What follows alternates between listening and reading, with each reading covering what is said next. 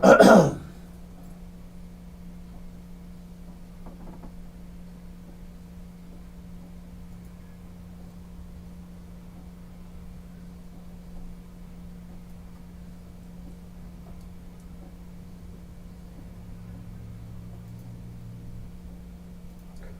up, what up, what up, what up? It is your boy G Money. This is Afternoon Drive here on Bigtyme Radio Network.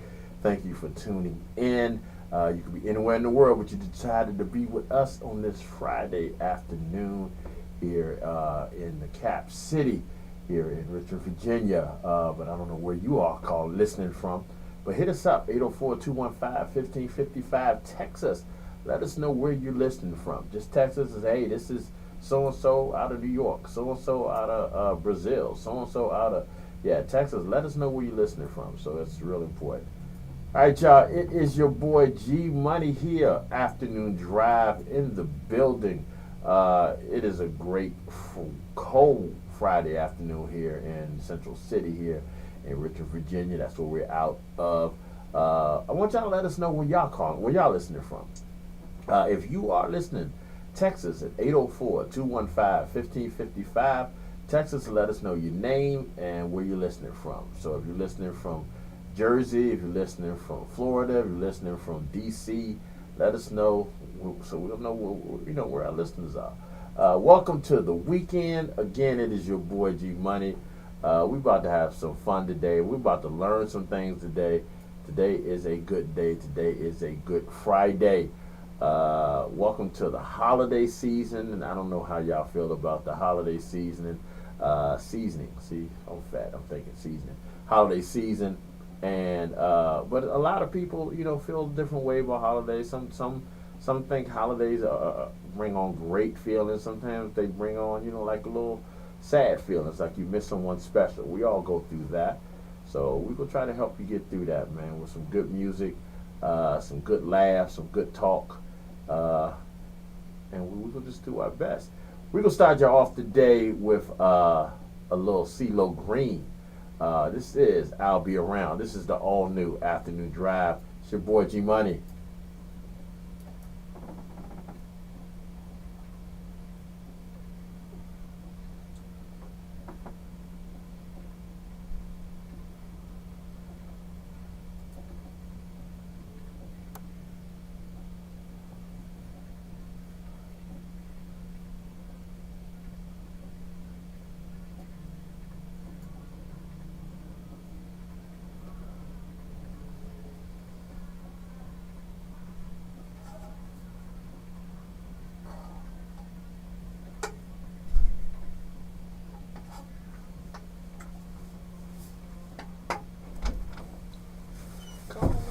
Hey.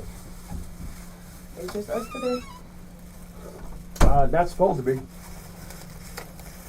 He said he on his way. Oh, man.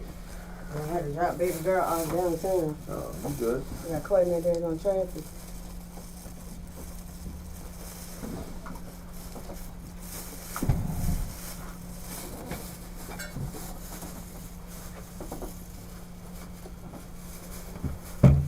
The doctor hit us back today about her. Say what? The doctor hit us back today about her. Everything okay? No. All right. They're not sure what's wrong, but something wrong with her kidneys. So she gotta go see a specialist. You wanna cut today? Yeah. So she gotta go see a specialist in 2 weeks. To tell us. That's the tip to tell us what's wrong.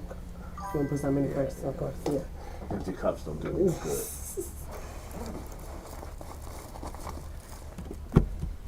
You started playing music yet?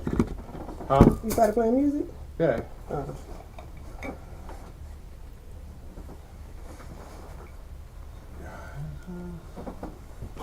So y'all talking about 7:30 tomorrow, right? Oh, we still doing that? Yeah. Oh, okay. You look like I surprised you when I said it. No. Oh, I've been promoting it too. Okay, I've been promoting it. I got a flyer. I meant to send it to you. So we are airing it. First I said we weren't. I guess we are, since you promoted it. I don't have a problem. I don't. It's because it's you and you've done this before. It's not like I needed a mock show. Yeah. So it's good. People been looking for it too. Like it's crazy because I haven't done it in so long.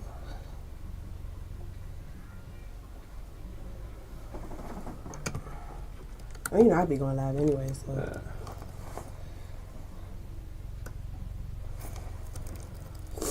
I'm gonna eat though, cause I'm hungry. Been running all day.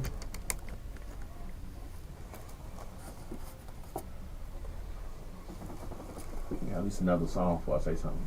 So you good.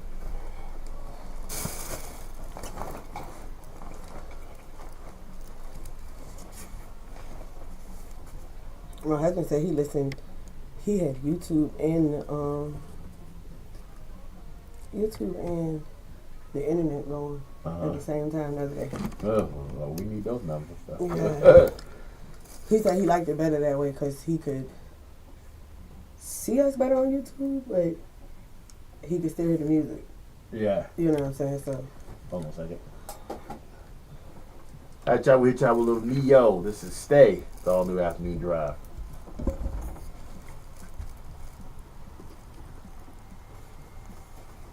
What's the theme for today? Nah. I had meetings all the way up to about 20 minutes ago. So I ain't had time to set shit up. Wow. We just got the guest at 5. Yeah, I saw that.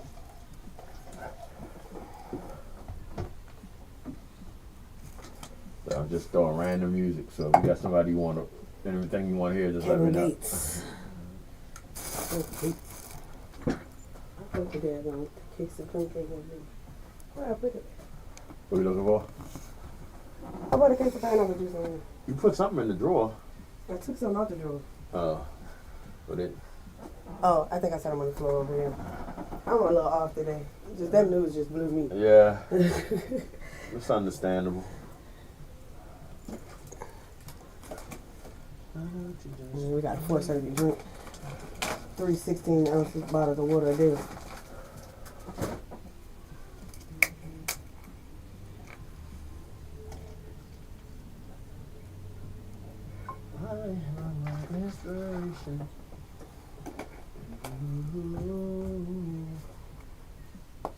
Hey everybody.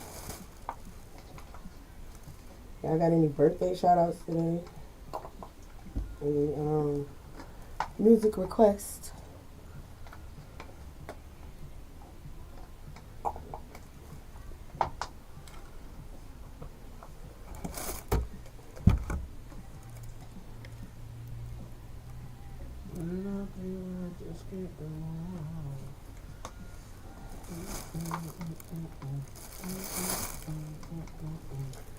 King G Money his tink drink for the evening.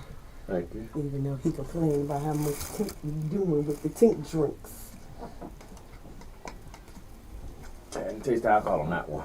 Yeah, probably started feeling stronger than the normal. I didn't mean to make that sound like a bad thing. I'm just saying I can taste it. Is it still good? Oh, no, it's still good. Well, I looked at me today. So why you ain't got a hat on? I said, on all this hair? Where you put a hat at? What the fuck? What kind of hat you can find? I don't know. It won't go over my ears.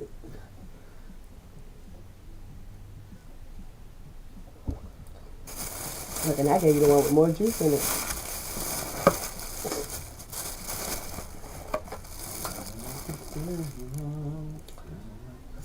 Hey, y'all run them lights up. Any birthday shout outs? I got a birthday shout out today. A very, very special one. She had the baby. She did? Mm-hmm. 401 yesterday morning.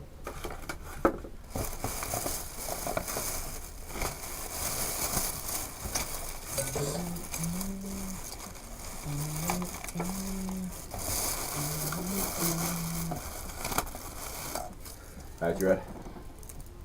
Oh, shit, no one.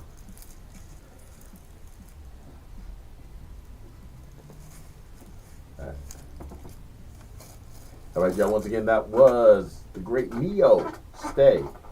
In the building, we got my girl, Miss Tink. Let me go and give you some little applause, Miss Tink, for Thank you. coming here and bringing me a drink. Thank you. Always, always, always. Gotta look out for you.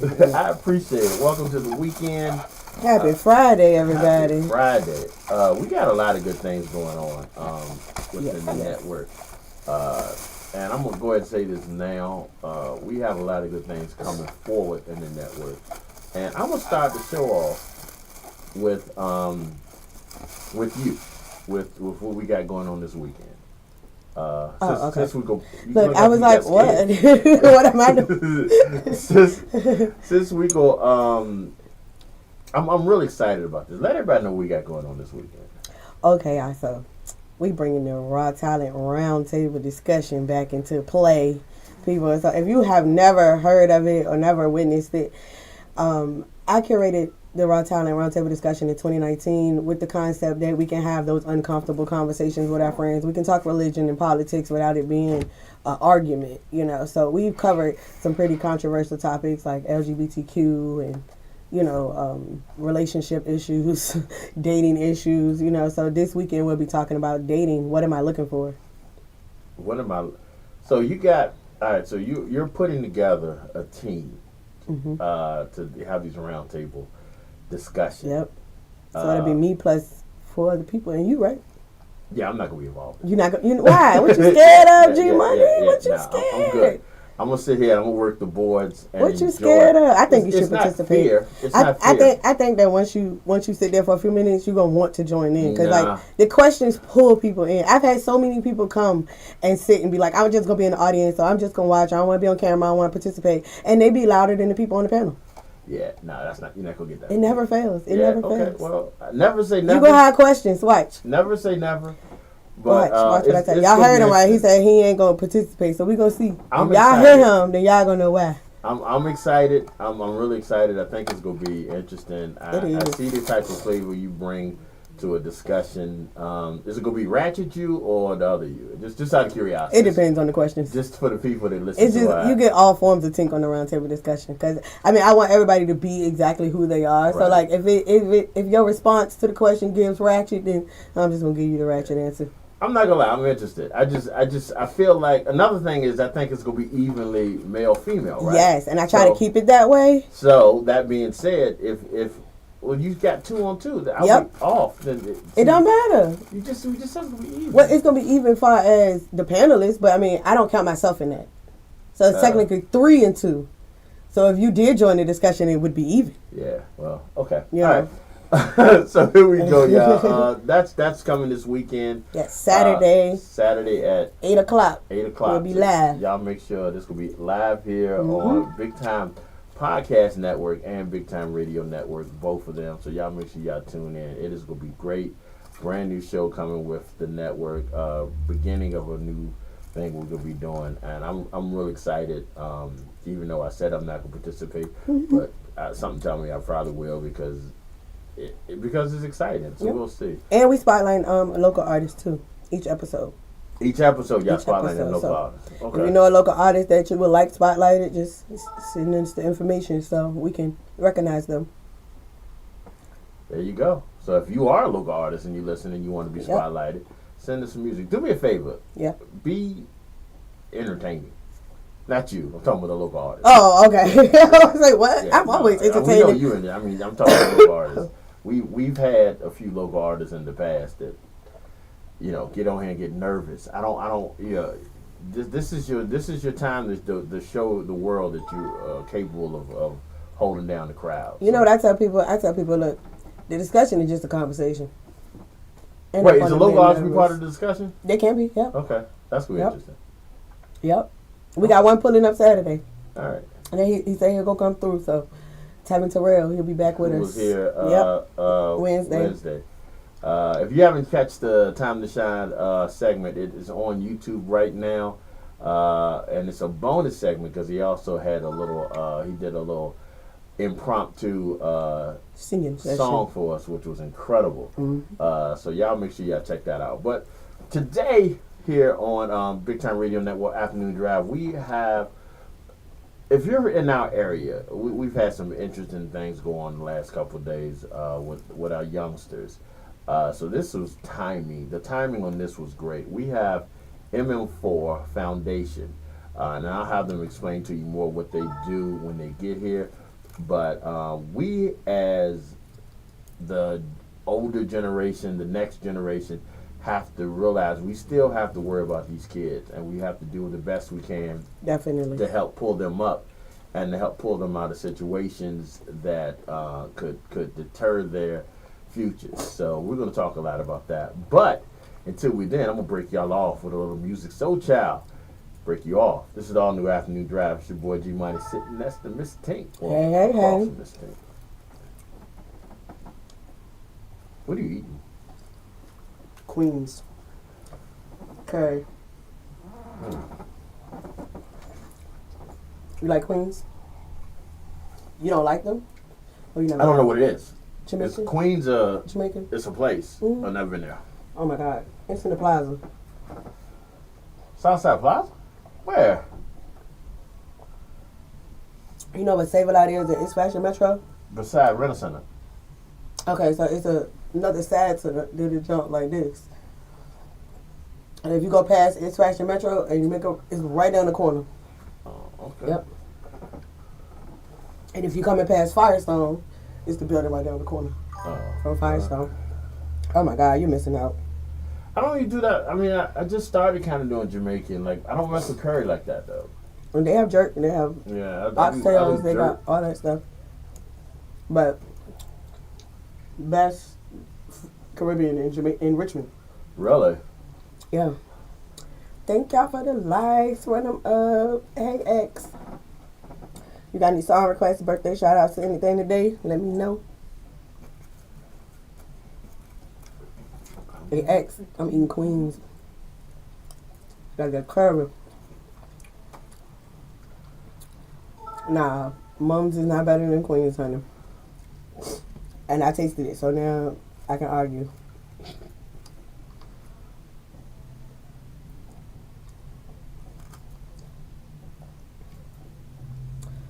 They are to your taste buds, but Queens takes the cake for me.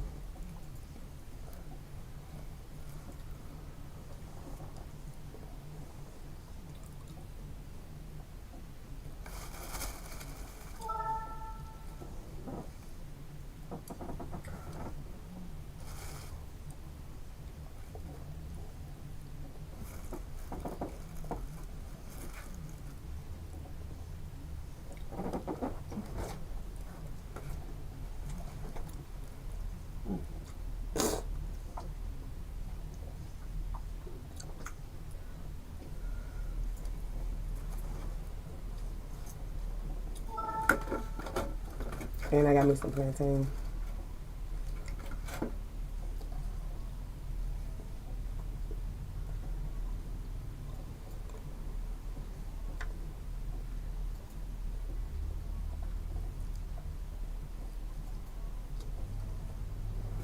Where you had curry from before?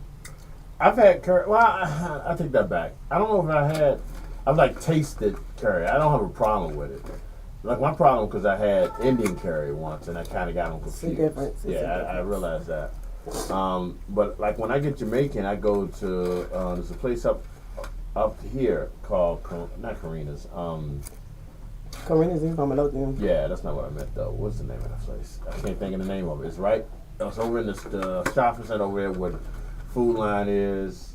It's next to the Wawa Chinese restaurant. I don't know what that is. Yeah, so it's next to the Chinese restaurant. I can't think of the name of it now. What? That's pretty good. So what do you like? I mean, I like jerk. I like spicy. So I like jerk. See, they make their curry spicy. I might try it. Queens. I like that, and then I like I love Jamaican cabbage. Like I love. Karina's ain't low. What are you talking about, girl? So Karina's a low one. We have this argument all the time. What about Jamaican food? Mm-hmm. Cause she recommended a spot, but it's on Hall Street.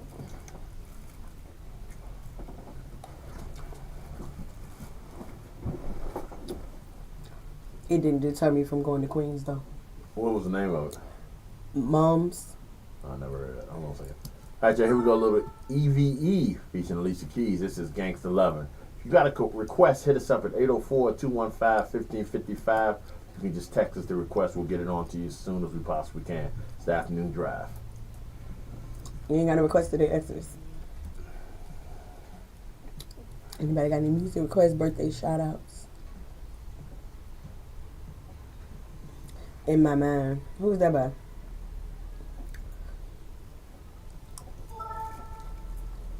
You ever heard of that? In My Mind? The Temptation. Oh my God. But didn't I tell you that was not the name of that song? We had an argument last night. So he better play In My Mind tomorrow. Tell him I said play In My Mind. I said, that's not the name of that song though. I'm mad you knew what she was talking about. Yeah, well, because when you said Temptation, then I realized exactly what you're talking about. I forgot she said it yesterday.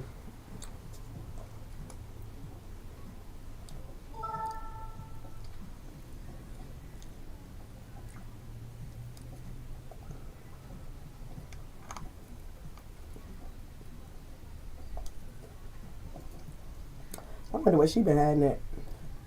Eve. Who that is? Huh? Somebody just came through the door, so I wonder was that to us.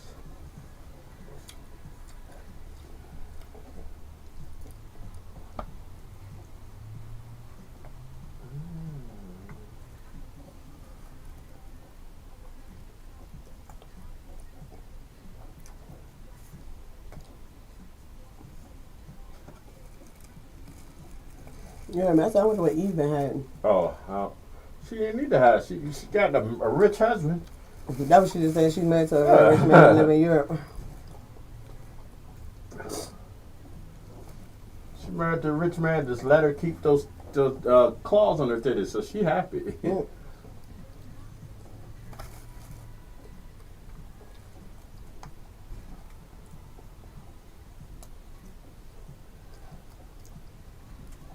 Yeah, my aunt cooked some good Jamaican food. Well, she cooked West Indian. I tried a couple weeks ago to make some jerk chicken. Didn't turn out right. You got to make your own jerk sauce. If you try to use other people, it's just not the same. Yeah, my aunt got me loving stew chicken. Now, I've had stew chicken. And she make it spicy just for me. So you like the spicy stew? Mm-hmm. She was selling dinners at first. She stopped.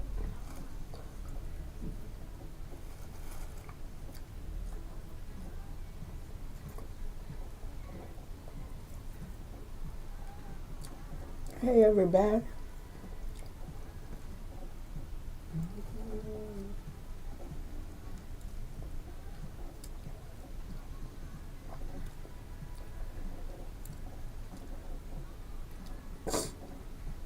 I'm going to tell her because you said that too.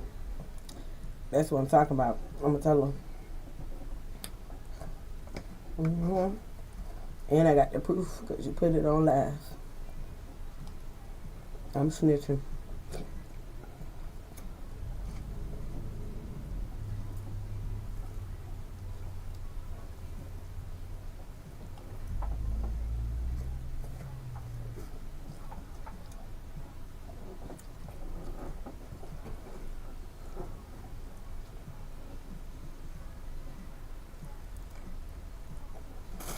And the doctor told me to stop eating spicy stuff. You got ulcers or something? Oh, I'm telling you. Nah, because of my throat. All right, y'all, here we go. This is the notorious B.I.G. Can't you see? The all new afternoon drive. Give me a... Oh, I'm telling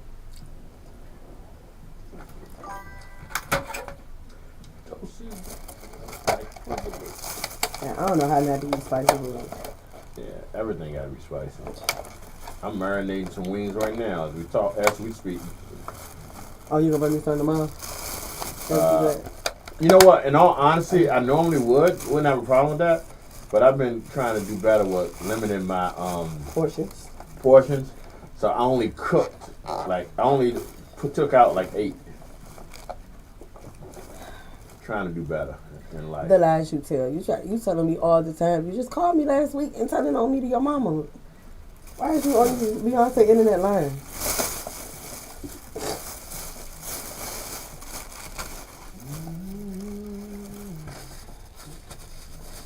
telling me every chance you get to pray there.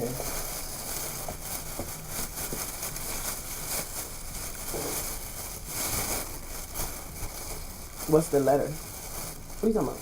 The timeout letter. I know your people talking talking about better the than you. I sure usually ask that. That's why I don't know where that came from. What made her ask that? Oh, and then she gonna say, "Yup, the timeout letter."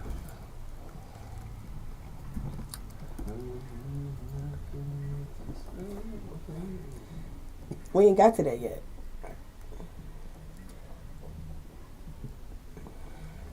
Thank you for the gift. Thank you, thank you, thank you.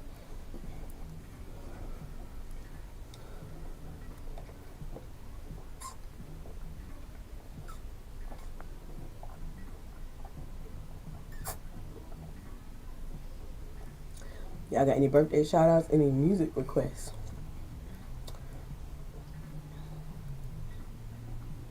Anybody but Exodus?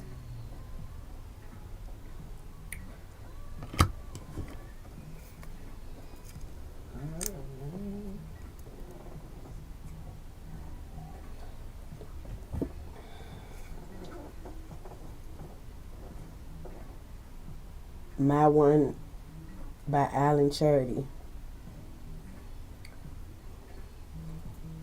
Say it's on YouTube. Thank you, thank you, thank you.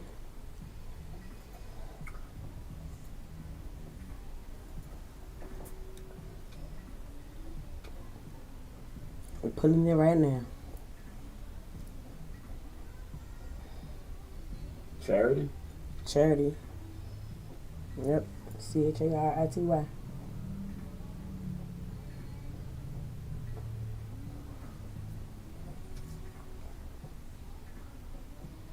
There we go.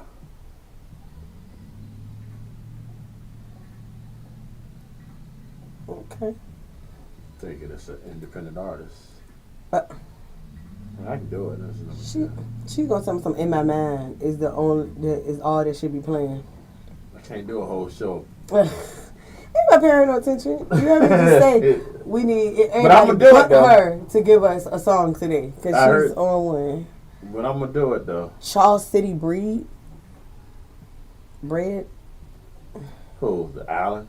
That was another. That's another request. Yep. That's the name of the song. Yeah, what it say? Charles. No. City. Yeah, what it say? Charles City Bread. BRED. And she said, "Oh, he's Charles City." Okay, Yeah, I got you. They said he's from Charles City, the artist. Okay, shout out Charles City. I was just trying to understand. Sorry. Okay, Charles City. We got shout out Charles City in the building.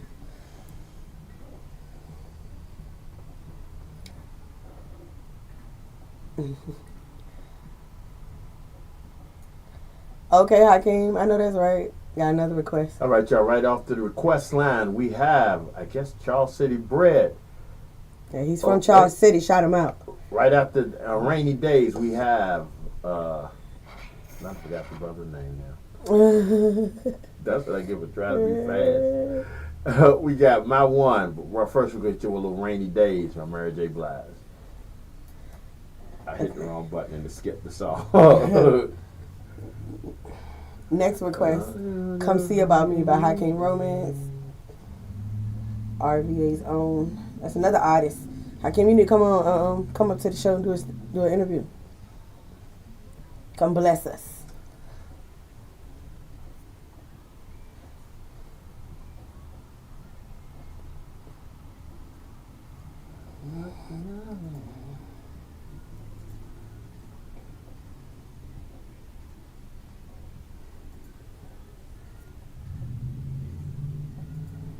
Just happened to live in the city. Okay. I didn't know you was from Jersey. I didn't remember. He is, though. He is one of the best singers out.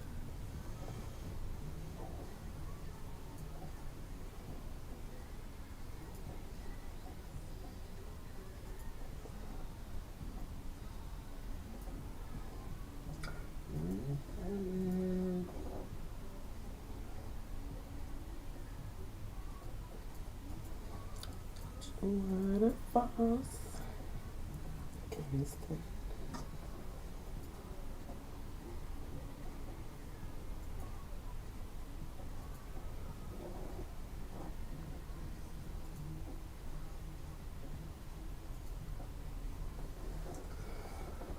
You ready for the other song? Well, it's Hakeem Romance.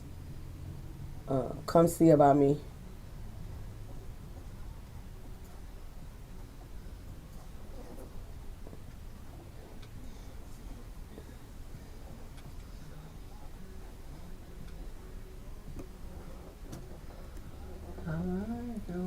He's from Jersey, but he live in Richmond.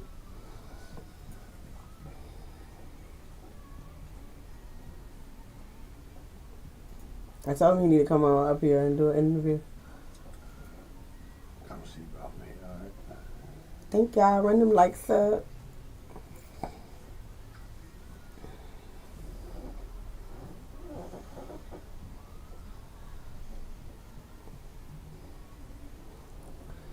My Skittles on my back. Your song coming up right after this one.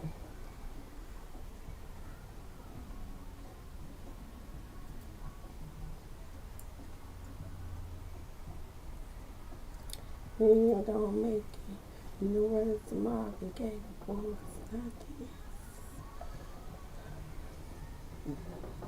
The comment that you just made that say this your last comment is the last comment.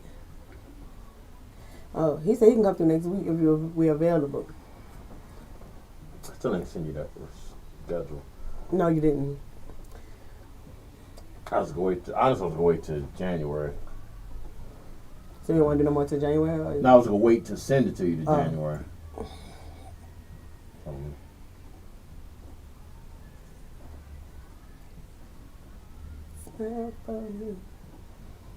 Thank you. Okay, that's next week. We got Wednesday. We got Wednesday open. You want to come next Wednesday?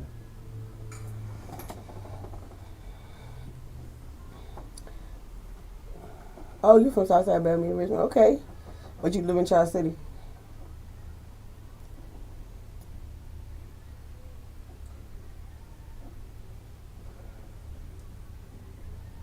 $5 o'clock. I'll get cut the mics on, so Gotcha. All right, y'all. Right off the request line, we got two artists from the VA area. Maybe not originally from the VA area, but from the VA area. From one of them. This is Alan Charity, my one, followed by Mr. Hakeem Romance. We'll be right back.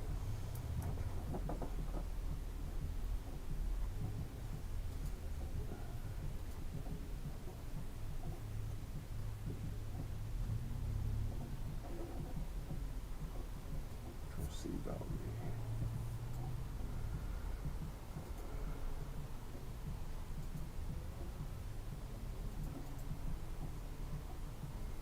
Okay, girl. I want to go to Texas.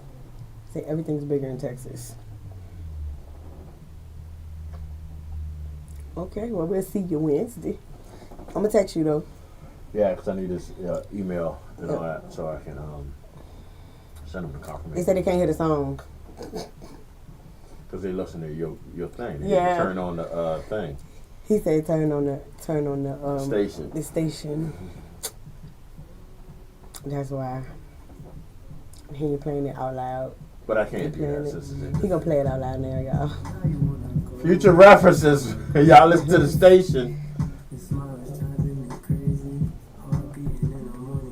She said, please. Can you hear it now?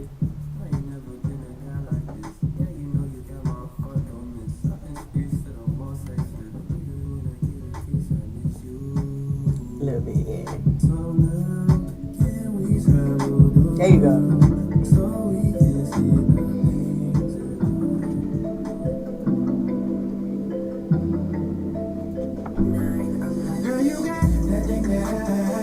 There go Hakeem.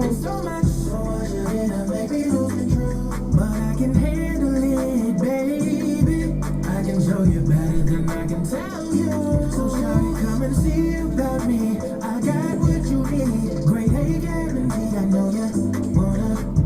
see about me, I aim to please. Ain't no reason for you to fry. See, if you had a real thing, you wouldn't be running to so many issues. You'll be able to tell the world you got somebody that holds you down and stays true for you. But you don't give in. You put your guard up when you are chilling with your friends. It's like they know what's better for you. And see, that's cool to know. But when they don't have it all together, what you gonna do? Baby, don't you know that ain't nobody do you like I can? And that's how King Romance, baby. You need to look him up on YouTube. Sing on everything. In good hands, baby. You always letting me know that you're here for me. And I appreciate the love. What I feel for you. It ain't no faking. I'm the real deal. It's no mistake. You stay up on my mind. You know you do. Unhealthy doses all the time. You know it's true. I sip on Ain't feeling it, Hakeem. wine. You know I do. You know my favorite place to die. You know it's true. Stay up on my mind. You know you do. Unhealthy doses all the time. You know it's true. I sip on you like fine wine. You know I do. You know my favorite place to die. You know it's you. Yeah. You know it's you. Yeah. You know it's you. Jersey, right? You're Richmond now, we Jersey. All right, y'all. That was VA owned by way of Jersey, Hakeem Romance here with Come See About Me. All right, y'all. This is what we do. When we do, we try to do as much spontaneous requests as we possibly can. We try to get them on as soon as you ask. Some of them are just uncalled for. I ain't say nothing. We go play Silent Night. I'm saying it. If she knew the name of the song, it would be a whole different story. Yeah, because we would have been looking all day for In My Mind. In My Mind, because in her mind, she had the right name. But what I will say this, everybody's checking us out on the Bigtyme broadcast stations. You know how they are on social media. They are very funny about us playing music on social media. So if you want to hear the music, make sure you hit us up on our link. You can see the link in all of our social media feeds. There's the link to the radio station. So make sure y'all hit that up. All right. So we're gonna hit y'all with some more music. This is. You know what? Let me do this. Before we hit there with music, let me talk some stuff right quick. All right, so I am a firm believer that, shit happens for some sort of reason. I don't think, sometimes I think things happen and people try to put more into it than it really is. I'm saying that to say this recent murder that was basically on TV, on video in New York, with the gentleman that shot the head of the CEO of one of those insurance companies. Yeah. And they're saying now that they believe the guy got out of New York. My personal opinion, the only reason I'm saying this because I want to know if this happens, I want to say I said it first. I don't think it's as big a deal as everybody thinks it is. I mean, not big a deal because someone obviously lost their life. But I'm about to say what? I think, I had to change that. Yeah, completely. I think they're trying to. It might have been a situation that's not what they're thinking. I think maybe because the dude that did it was very amateur. Everybody thought, well, he had a silencer on his gun. Yeah, but he also shot him in front of two people standing there. Why would you go to the length of putting a silencer on your piece? But still shoot him in front of witnesses. Shoot him in front of two witnesses. Yeah, stupid text. Yeah, and then when if he was my thing is he was a real hitman, quote unquote hitman, he would have known that this is New York. They got cameras everywhere. This man has been on more than cameras. This man has been more on camera than a Tyler Perry show. I mean, it's ridiculous. The shooter. Yeah, the shooter. He's on cameras everywhere. They got on camera. They got him on camera shooting the dude. They got him on camera at the hostel that he stayed at. They got him on camera leaving the scene. So he wasn't hiding his identity. He wasn't hiding it. So I don't think he wants to get caught, but he's just not. It sounded like he wanted to get caught, though. It's just he's not professional. So, I just feel that, you know, So you feel like that was, what do you feel like is wrong about it? I feel like, well, besides the fact that he was stupid. yeah, I feel the fact that people are trying to make it into a reasoning, like you know, with the climate that we're in right now, especially with the new administration coming in, I think people are trying to take everything to make it political. I wouldn't be surprised if it was his wife. I'm just saying that. Don't know about. I have no. Like she hired the dude. Right. I have no evidence or anything to say that. I said I wouldn't be surprised if it was, because it's just the way it happens. It just seems like. And then she came out and said, "Well, it's like he done pissed somebody off. I mean, he is the head of the." It was the United. What is it? United Healthcare or something like that. Yeah. So I mean, it is possible that it could be that. I mean, because you know, healthcare is changing, and these insurance companies ain't crap when it comes down to a lot of stuff. You know what I'm saying? I just think before we start saying this and that, let's get some information, because I just think it's messed up we do that. Same thing with the situation that happened in Henrico the other day. Like, people was forming their own opinions and putting stuff on the internet that wasn't true. You know what I'm saying? So that they unalived that baby and he won't dead. You know what I'm saying? He lived. Yeah, I saw that. You know what I'm saying? So what people were saying, he was dead. Like, why would you do that? Why would you put that out there? Hakeem said that the shooting in New York was planned. It looked like it was. I mean, Trump's shooting, attempted assassination was planned, in my opinion. Yeah, I think that was planned. I think all of them were planned. All of them. I think we're at a position now in this world. He's like the greatest showman in his own story, to me. When it came down to that, in his own story, I'm gonna agree. Yeah, in his own story. Yeah, I'm gonna agree with. Not in nobody else's. I'm just saying, you know. And it's scary that this is what we got to deal with for maybe the next 4 years. Hopefully. But you know something? Nobody scrutinized the lady that recorded it when he did the first attempt. Nobody scrutinized her. Why? They showed her pulling out her camera. Everybody else around her was ducking, and she pulled out her camera. And she's an adult. And then the question that we have when the kids do it is, why is that their first thought? But look at their influences. You know? I mean, I'm just saying. I agree with you 100%. I'm like, why would you think to record that moment? Yeah. But we said this last week. It's because that's who we are as a people now. Yeah. That's who we are as a society now. We think record first. So, all right, we're going to do this, y'all. Somebody trying to break. Yeah, I'm like, I didn't know who that was. Do we need to record first? I'm about to turn it. You know? All right, y'all, this is Jaheim, Put That Woman First. This is the all-new Afternoon Drive. Hey, that's a perfect song to play after Hakeem's song, too, though. That won't outdoor, though, was it? I don't know. It sounded like the outside door. You heard that too? I heard. This was someone who banging. No, they won't live and say who banging. That joint was loud, wasn't it? You said it sounded like that outside. Was that second door? Was that shut? No, it was Wednesday, but it went today. Yeah, all you gotta do is turn the knob. I ain't going out there. I done seen too many movies. Well, my piece in the car. Oh shit! Hold on one second. Let me before I say. It could be your guess. Yeah, I just thought about that. Yeah. I guess you need to go see who it is. It is. Oh.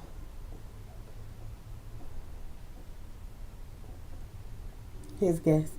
It's our guess for the evening. Not banging when we on air.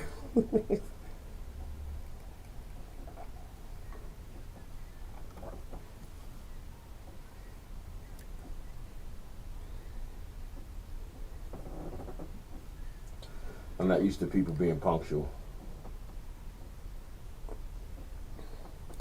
She's saying, I guess you know better. You gotta tap or text baby and bang on the door. I know that's right. Because that joint was loud.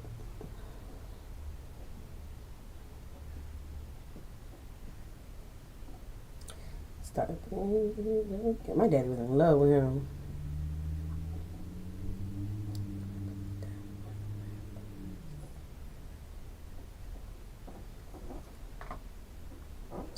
Any more music requests besides Exodus?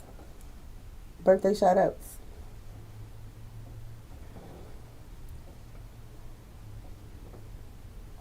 Are we gonna play the game today? Name that song. Name that tune. I didn't pull anything to do. I'm gonna need you to set that up for me. Set what up?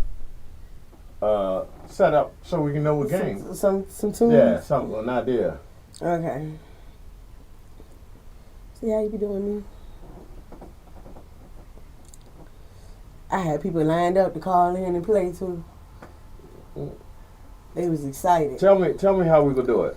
You just play an instrumental. Play an instrumental. I mean, I got a bunch of instrumentals. And they gotta figure out what the song is.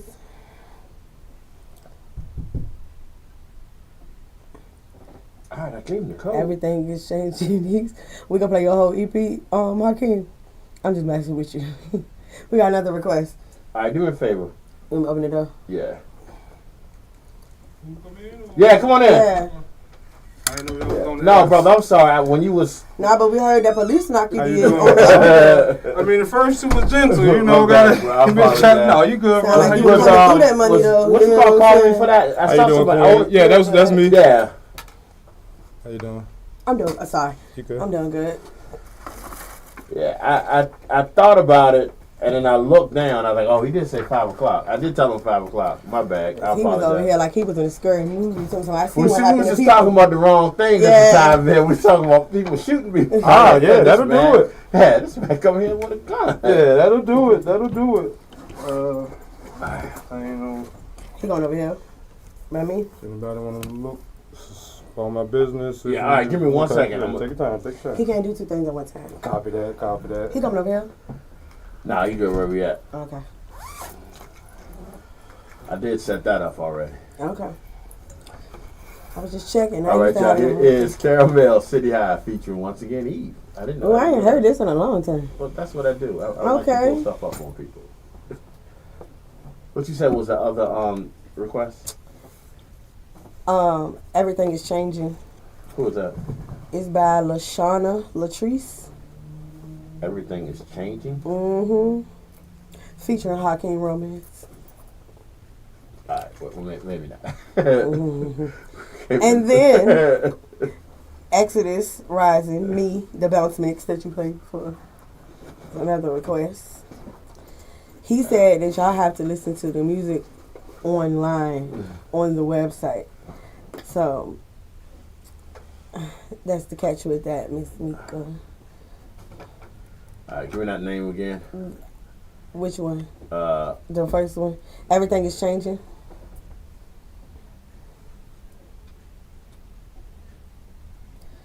Lashana Lashana. you said Shauna. Yeah, ANA. Okay. SHANA. And her last name was Latrice. Yep. I know everything is changing.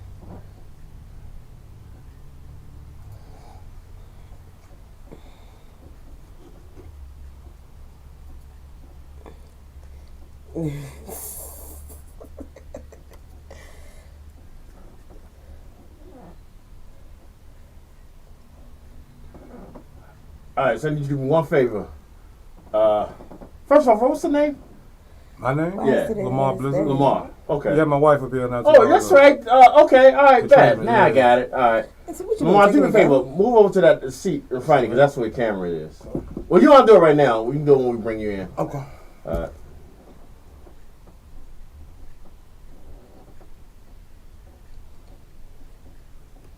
They was literally going back and forth over the fact they want you to play the music so they can hear it on TikTok. Mm. They can't do it because of the fact that they be trying to block that. For what though? I'm not understanding.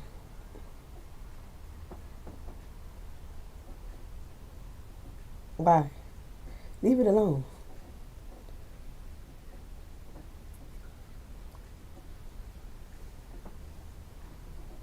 And did you hear she said me, the bounce mix? You got that already. Yeah, I already had that. Tell me something, this gonna be the last time the song gonna be heard. I don't know what she doing.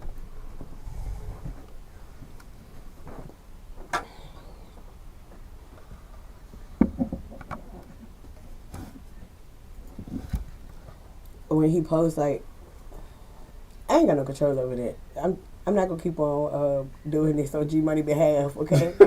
I ain't got no control over that. That don't mean you can't play the song because it don't fit your album. You gonna follow the rules and tune in. That's what he keep telling me tell y'all to do. I know y'all like talking directly to me though. You know what I'm saying? I feel you. Because when he shared, it's the show is actually on TikTok, but it's not gonna play the music because it's a radio show and we're on a radio network. When we try to play it on social media, they go tag us. Because Facebook don't do the same as TikTok. You know. Yeah, but it's all the same feed.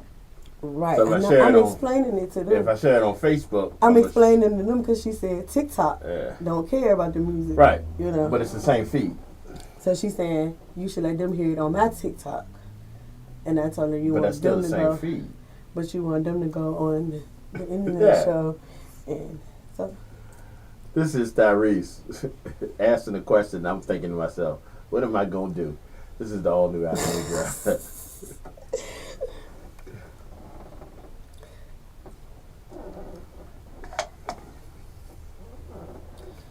Yeah, I mean, they be listening to it on the internet, and he tuning in on TikTok or either YouTube. You know what I'm saying? So I don't want y'all to leave me though. You know what I'm saying? That's all I'm saying. You got to multitask.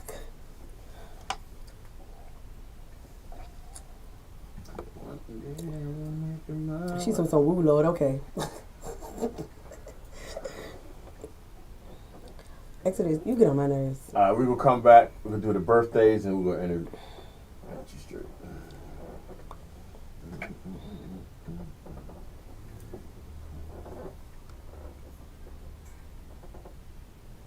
Why you got to take it down because it don't fit your album? It's still one of your songs in your catalog. That just doesn't make sense to me. Regardless is happening. Well, regardless, I got a copy of the song. So it doesn't even matter. Take it down. I'm still going to play it. G-Money got a copy of it too. So that's what he can still play it too when he wants to. I didn't have to go look for it. It was right here. Mm-hmm. So he didn't have to go look for it. Who you suing? They'll make us smart your ass and only play 7 words out of your song, so you can't sue us.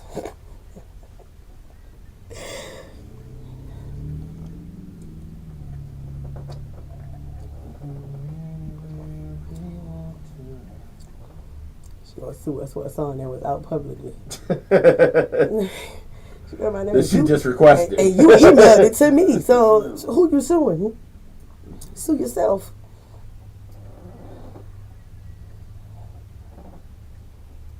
That's why he not playing Temptations. Right, I am playing Temptations. Nope.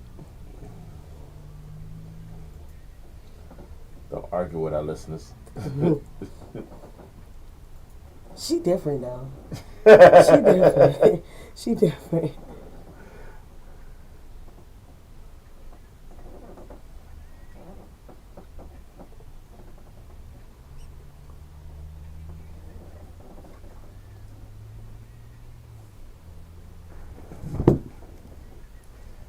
She be looking for a reason to argue with me so that when I get out of here, that I can go live with her and we can argue on her live. Mm-hmm.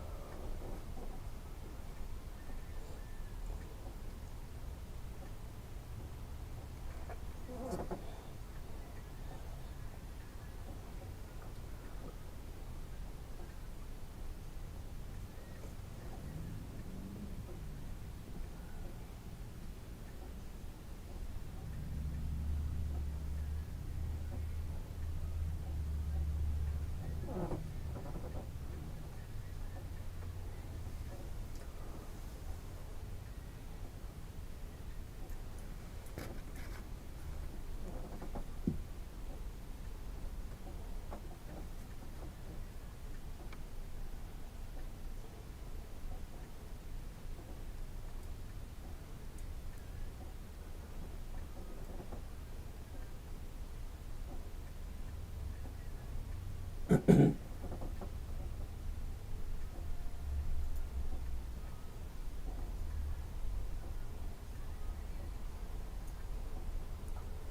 right, y'all. That was once again Tyrese. What am I going to do? Hopefully, stop crying at some point, brother. All right, y'all. So we got a special guest in the building, but it's also time for our birthdays. So what we're gonna do is we're gonna run these birthdays off real quick. If you have a special birthday that you can get to us within the next couple minutes, make sure you hit us up with these birthdays on our social media. But until then.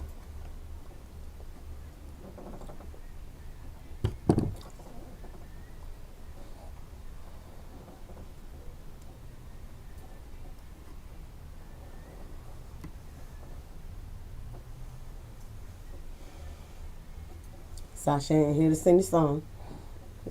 Sorry, that's why they paid these people to do it. So we good. All right, y'all. Birthdays today, as we do, we start off with the people that unfortunately are no longer with us. We want to give a birthday shout out to some of these people. Agnes Moorhead. Most of y'all don't know that name, but most of y'all would know Definitely who that person don't. is. I have no doubt in my maybe you might not. I have no doubt in my mind if you grew up in a particular generation and you watched Bewitched, you know who I watched Endora Bewitched. was. Endora from Bewitched. Today would have been her birthday. See, I be knowing them people real name though. Yeah, That's and the thing right now. that's the beauty of why we do what we do. Mm-hmm. Also, Gangsta, Babyface Nelson. Today would have been his birthday. He passed away in 1934. Also, we're gonna hit y'all with a track from this person right after we finish these birthdays. Today would have been the birthday of someone we just lost a few months ago. Today would have been the birthday of music great Frankie Beverly. So we want to make sure we send a special shout out to his family. Continue to rest in peace, my brother. One of the greats to ever do it. All right, also celebrating birthday today. Pastor Kenneth Copeland is 88. Actress Jo Beth Williams is 76. Comedian Stephen Wright is 69. Former New York Governor Andrew Cuomo is 67. Michael Jackson's ex-wife Debbie Rowe is 66. Actor, producer, writer Judge Apatow was 57. Football, I don't want to say great. Heisman Trophy winner Johnny Manziel. Today's his 32nd birthday. Why you wouldn't say great? Because he was great for about 3 years while he was in college. Hip hop artist, and as a grown ass man, I feel like I shouldn't say this name because it's the one, in my opinion, don't email me, one of the dumbest names in hip hop. But a boogie with a hoodie today is A boogie with a hoodie. A boogie with a hoodie. Why did you mess that man's name up and everything? And called it dumb. He messed his own damn And name you up. called it dumb. He calls himself a booger. Come on now. A boogie. That's not a booger. It's a looked like boogie. A boogie. Yeah. Oh whatever. my God. Whatever. Those are the Well, thoughts of today is G-Money his and G-Money 29th only. birthday. Well, I'll take that. I will definitely take that. Today is his 29th birthday. And celebrating his 30th birthday today, NBA great, the Greek Freak. Today is his 30th birthday. Shout out to him. They haven't had a great season, but shout out to him. All right, you got some birthday shout out? I have one, and I'm going to say one so you won't think that I'm going to keep talking. Yeah. Okay. Yeah. So I want to give a humongous welcome to the world birthday shout out to my niece, Alexis. She was born yesterday. Do they have any boys in your family? It just seems like everybody. Oh, you got boys. No, My cousin, yeah. I just shouted out my nephew like a week okay. ago. His name is Dion, All right. and he was just born as well. Yeah, okay. We do got boys, because I got boys. Yeah, that's right. You do. Mm-hmm. All right. So we're going to do this now real quick. Let me hit y'all with this Frankie Beverly track. It's not the one everybody expecting because I think they play that a lot. But I'm going to hit y'all with this Happy Feelings. And when we get back, we're going to introduce y'all What they would be thinking before I let go. Yeah. I figured they done probably played that 20 times already on different radio stations. So I just wanted to hit something a little different, if that's all right with Frankie and his people. And, so, Happy Feelings. Did you check with them first? They didn't answer the call.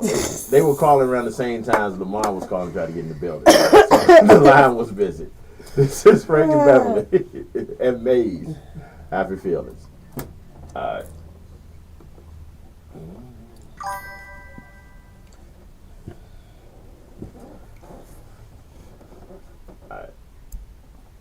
All right, let me see that book you showing. I'm sorry. Oh, no, you good. Just the overview. First section is my flyers. Behind that is my business plans and everything that I, plan to do.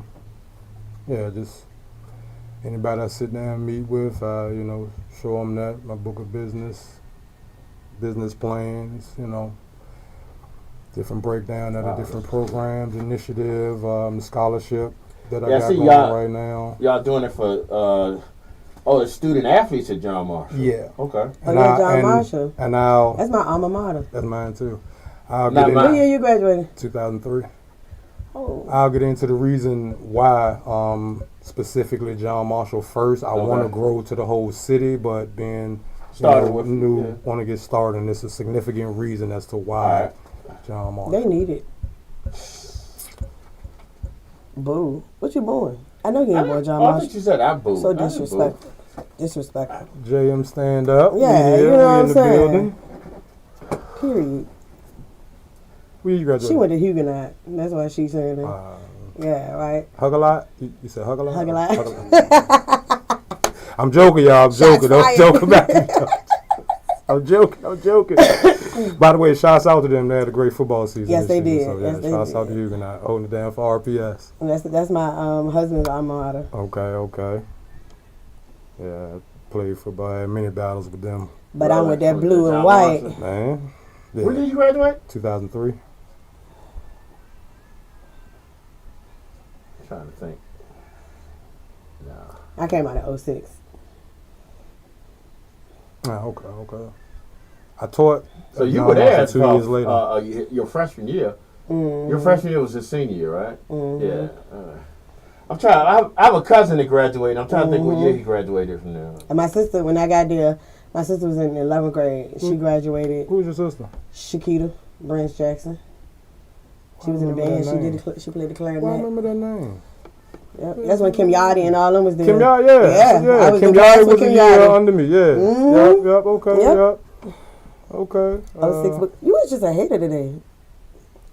We're not playing the Me Mouse mix either. So you graduated with Annette Brooks? Oh, yeah. Annette Brooks, Tone Harris? Yes, I do know Tone. Okay. Devin Coles? Yes. Devin, yeah. He played football. Yeah, it's my dog. Hey, Stephanie. We was very close, apparently. Yeah, like crazy. And I ain't think we had a big school, but apparently the school was big enough that our paths ain't crossed. But yeah. And I hung out with nothing but like the upperclassmen when I first got there, because I came from private school, so I didn't know anybody. Okay. So I hung with all the 11th and 12th graders. So yeah, my senior year I was out of.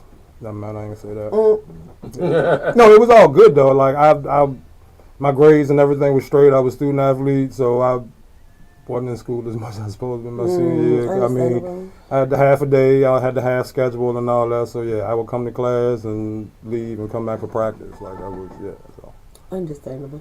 Yeah. No one asked, but I went to Henrico. Well, how are you in the Henrico community, man? When I went, it was a whole different community. I graduated in 9. I mean, but still, like I know that's still I know when things happen at JM. I know it. In fact, like when they was having wild and now having, they ain't had it's been years, but I know just when they was fighting and doing all that crazy stuff at John Marshall, that would affect me. Like the last show, I was like, I saw that firsthand. My year was the craziest year. Yeah. We stayed on Code Red. Oh yeah. The whole time. Oh yeah. Then they put that police precinct in there. Yeah. They had to put the precinct in there. Yeah. My freshman year in Henrico, I was part of the minority. When I first got there, so you was in the transition period as well. Okay. By the time my senior year came, it was about even. Okay. But my freshman year, there was more whites than anything. Henrico was more of a different era. That's why my mommy sent me there.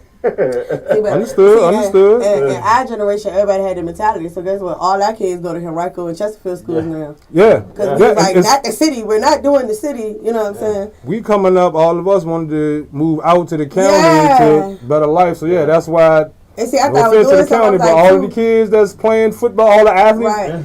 All from most of them probably their roots are in the city. And I moved out there, and I was like, "Oh my God, everybody I know is out here." Yeah, like yeah. I thought I was moving away from people. Nope, you know, nope. Everybody And had the same everybody thought took it like we had the process. same mentality. Everybody like, was trying to get to the county. Yeah. Because the one thing I said was, my kids ain't doing city schools. Not happening. My Yeah, best friend, I had, he went to TJ. He's an advocate for city school, so he moved back to the city. Okay. And he was like, they gentrified it. It's different. But we and that's you know like they something we'll trying. get into. But yeah, that's something we need to get back into the city. Right. We need to we're needed. Because then the county like the city was. Yeah. That's true. flip. It's because they be wild in the county now too. But Because between Highland Springs, Verona, and Henrico, I can't tell you which one got the most drama.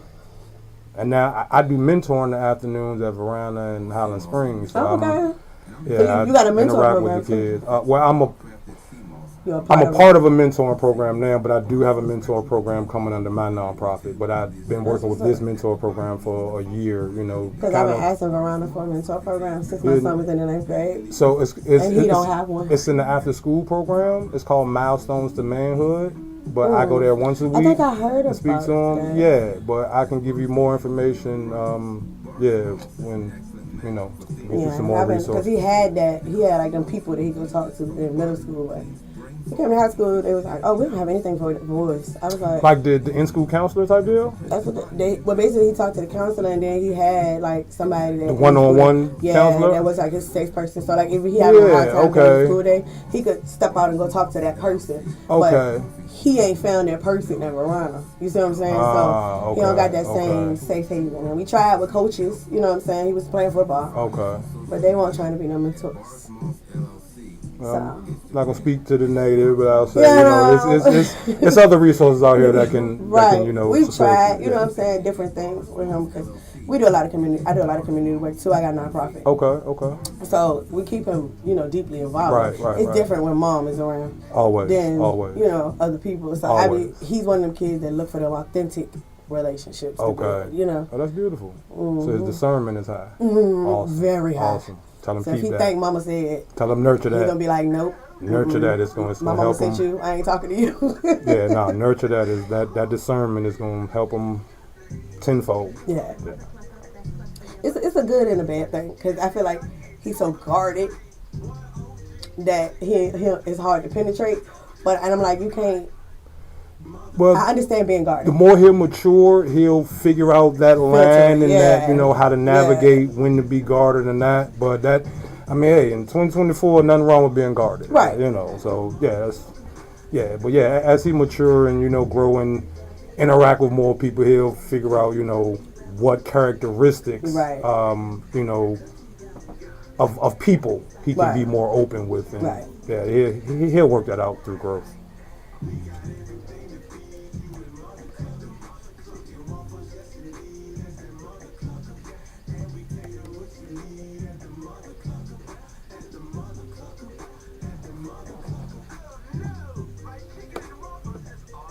Not at the Mother Club.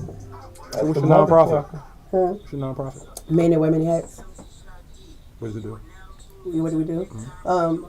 We build the opportunity for us to have them mentorship type relationships with the men in the community. Okay. So we do fashion shows and then we do other community events to give back. Like we do Easter egg hunt.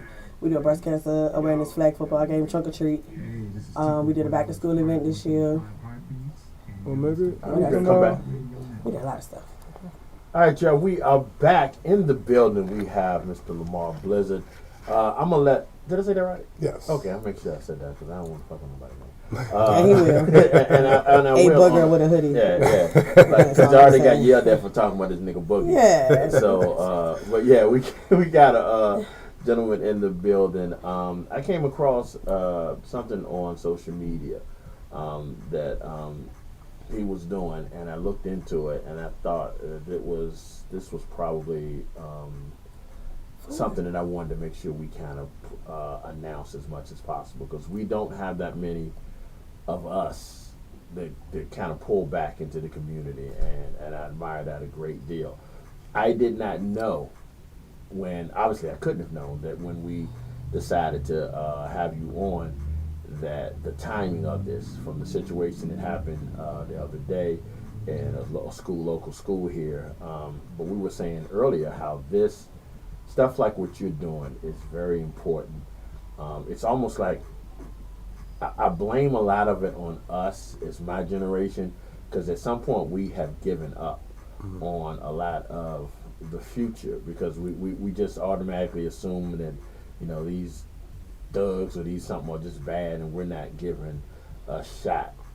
So let me do this. Let me introduce our guest. Let him talk about what he has going on, the great things he's doing, give y'all an explanation of what's going on. But the one thing I want y'all to listen to is when he tells you all where to send in donations, listen. All right, we have to stop being stingy with our future, because what we're doing is we're hurting our future, hurting our kids by not giving them the resources that were given to us. And again, I try not to get too political in things, but we're about to possibly be in a climate that is not going to give us as much as we gotten in the past, which recently hasn't been much anyway. So it's really important for us to start helping each other. So, ladies and gentlemen, welcome into the Afternoon Drive studio, Mr. Lamont. Welcome. What's going on, everybody? Welcome, family, out there in Radio Land. First of all, I want to thank you all for having me today. True pleasure and honor to get to speak on, my passion. So to dive right in, piggyback off of something that you said, one of the inspirations for me starting this was because I became one of those individuals too. I became one of those individuals looking at the youth and just pointing fingers. And I realized that was like, whoa, I become the old head. Remember when we was young, the old head, all old head, you don't know what you're talking about. I became one of those. When you was young, but go ahead. But I became one of those, just pointing the finger until I realized, wait a minute, why am I pointing the finger when I can do something about it? So this is my attempt to do something about it. Can I help everybody? No.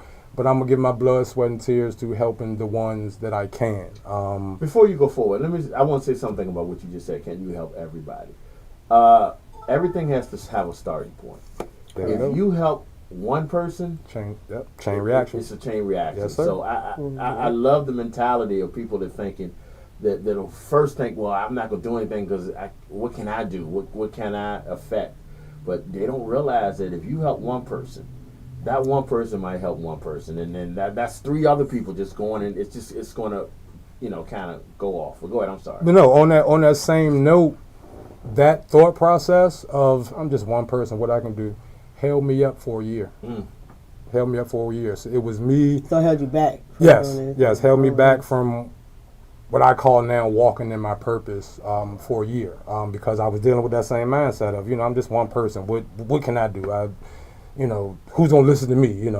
Until I had some things happen and realized that, I can make an impact. But to dive in, so that was one of the main reasons I got started, because I do believe that this is a purpose of mine. And after this next event that I'm gonna talk about, living my purpose has become my main focus in my life. The second reason that I started this program is, had either of you heard of the name Malcolm Moody? No? Okay. Well, Malcolm Moody, I got the pleasure to see this brother grow up. Unfortunately, he's no longer with us. Okay. But I got the pleasure to watch him grow from a 12-year-old living on Chamberlain Avenue with nothing, him and his dad and his brother, to becoming a millionaire, having one of the biggest mental health companies in Virginia, dealing with the worst cases in Virginia, became a multi-millionaire, and I got to watch that happen. Some from afar, because I did move away because my career took me out of state for a little bit while he was prospering and growing, but I got to watch that happen. Unfortunately, he was taken away from us early. But before I get to that, he actually achieved school board. He had won a school board seat a month prior to his passing. Unfortunately, his life was cut short due to gun violence. I'm not gonna go into the details of the circumstances, Right. but it was his brother. It's in the news. It's not, nothing, but So it was his brother. So that was a pain of mine. It took a while to deal with that. But one thing that we can do when we experience loss, and I'm also a QMHP, so this is something that I actually live and work, we can turn our pain into a passion, right? So before he left, I got to have a conversation with him and asked him, like, what was it that took you from here to where you are now? And he told me, if it hadn't have been for somebody grabbing me by the hand and showing me first, and then him applying what he was showed, he would have never made it to where he was. So to get back to the inspiration, I want to spark the next Malcolm Moody. Right. I want to diminish the next brother. I'm not going to say his name, but the brother that took his life. I want to see if I can stop that, as many as I can,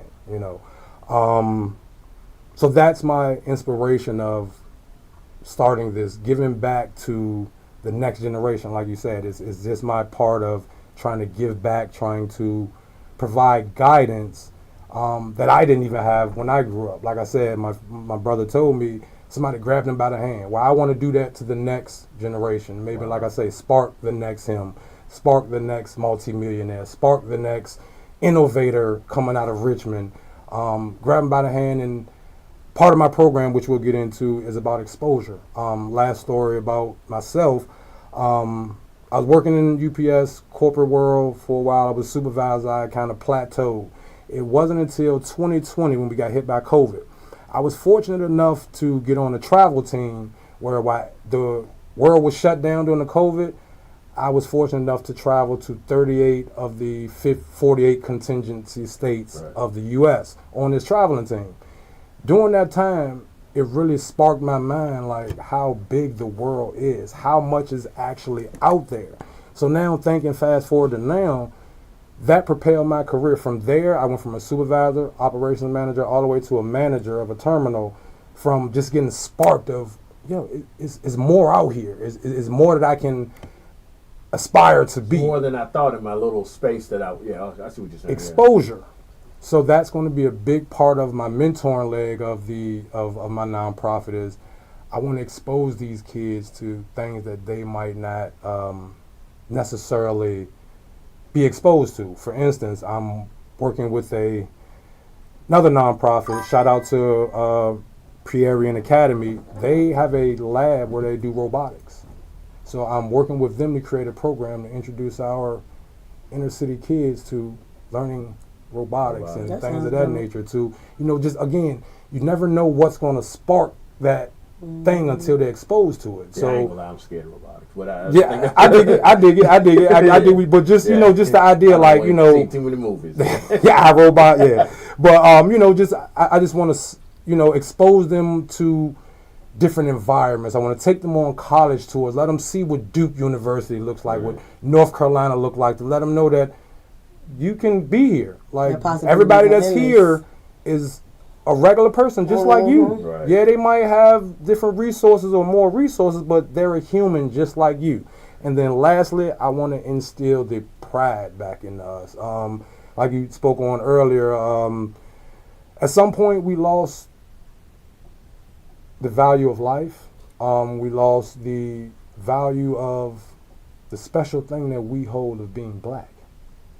So I want to let the next generation know that you need to take pride in that. Like that, our struggle as African American people, that's something to be proud about and move forward and push our culture forward, not regress. So those are my focuses for, or inspirations for, starting this nonprofit. In your opinion, because you said this, in your opinion, why do you feel that we've lost something like that? What do you think is the?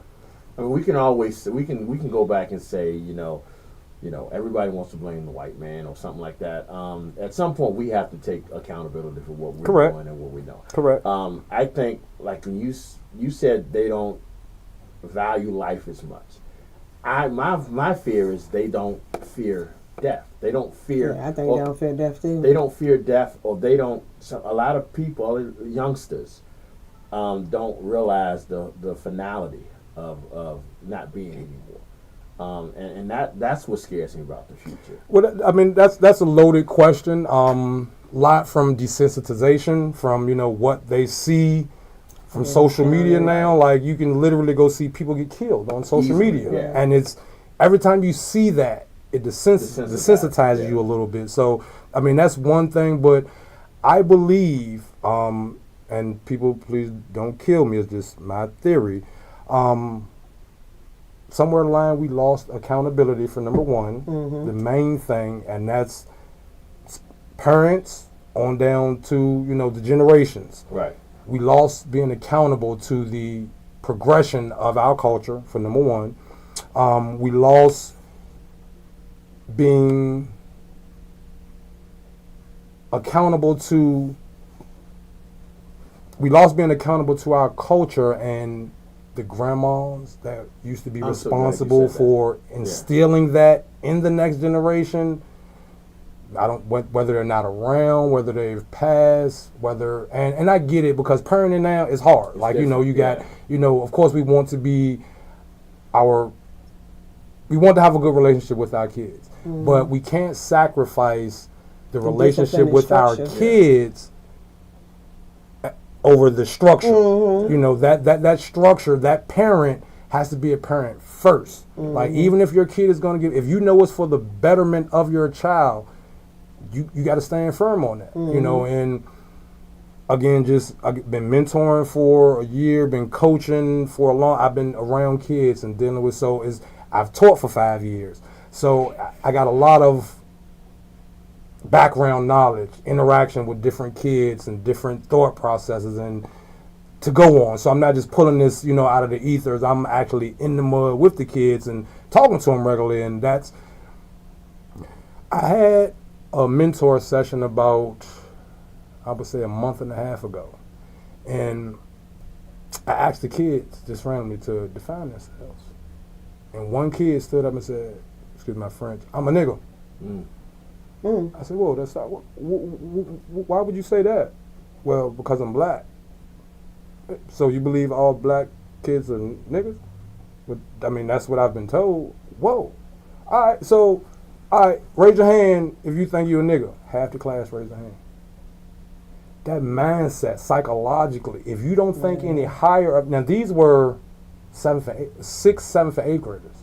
If you got that mindset as a 6th, 7th, and 8th grader, 12, 13, 12, 11, 12, 13, that age range, if that mindset isn't turned around, what is that kid going to be like 10 years, 5 years Not from now? only that, what 2 is that years kid from gonna now? do to his younger brother, to his younger sister, his friends. Yeah, his friends. Like all of that. What you said about grandmothers and stuff, I fully believe. I think, and that's why I take accountability for my generation. I think, I'm a Gen X. I think my generation, we had the grandma, we had the uncles that told us, like you said, told us our history, told us why, told us. They did more than just say we got hit by water hoses. They told us why and stuff like that. When the last time you heard we got to be twice as good? And that's what I'm saying. Like, we know my mom instilled that in me every day before I left the house. That was instilled in me as a youngster. I don't think you got to be twice as good, and that's But now we just got to deliver that message with a different approach, because these are different group of kids, right? They're not going to receive you telling them you got to be twice. No, now. You don't know. So we got to be able to relate to our kids, and I would like to think that I have a nice ability to communicate on any level.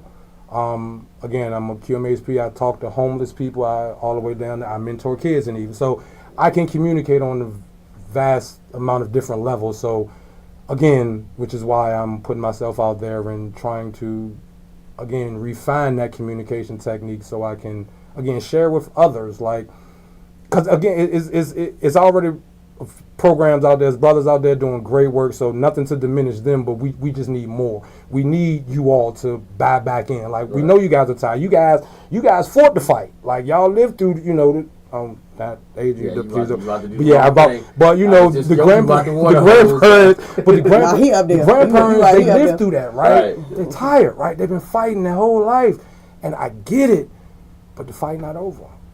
It's not. And in order for us to regain the grasp on our culture, we got to get everybody back in the fight. The thought process of it takes a village cannot die. When the last time you heard that? When the last time you heard that? It's not that. It's now more so I'm focused on me and mine, right? And again, nothing is wrong with that, because I also have a theory. The best thing you can do for somebody else is get you straight.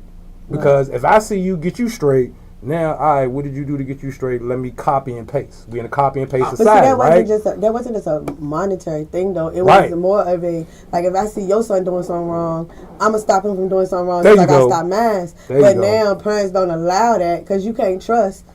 As a parent, I can't trust that my neighbor don't treat my son the way, you know what I'm saying? Exactly. So it's many different factors that's countering that.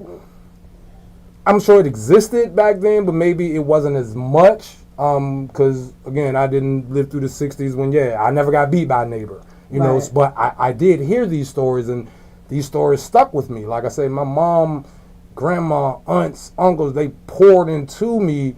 I grew up in heart of Richmond, North Side, right in the middle. I went to John Marsh High School.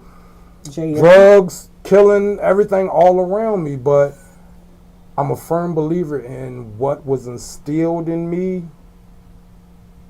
guided me through that, but also, and I'm admit this, and this brother's no longer, but I had a mentor, a guy that was out in the streets, his name was T-Fat. He told me one day, just me and him out, I was probably in middle school, I was in probably 9th grade, just me and him out. I probably shouldn't have been out at that night, at that late, but it was like 1, 2 in the morning. And, he was a drug dealer, doing his thing, whatever, but he told me, I better not ever see you with nothing in your hand, because you can play football, you can go to school, you can get up out here.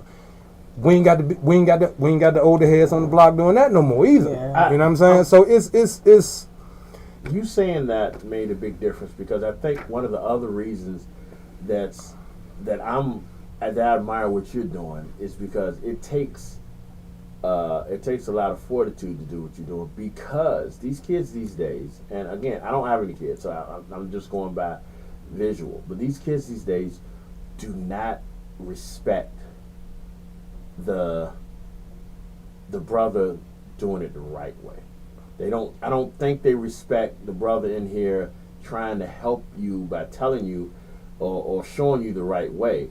When they see one dude, when they looking at two people, they respect in the wrong person. Like famous Jay-Z line, you respect the shooter. It's different nowadays. I wouldn't say respect. I would say that they glorify the fast lifestyle. Yeah. You know what I'm saying? So they're not seeing the hustle, bustle, and grind it takes to get to the next level all the time. So with that, my question to you is, how do you, as someone who wants to be, how do you counter that? How do you relate to the people that's like, why am I gonna listen to you? You not driving this Benz like this dude is, or you're not, you ain't got a neck full of ice, or you know what I'm saying, you working a 9 to 5. You not up.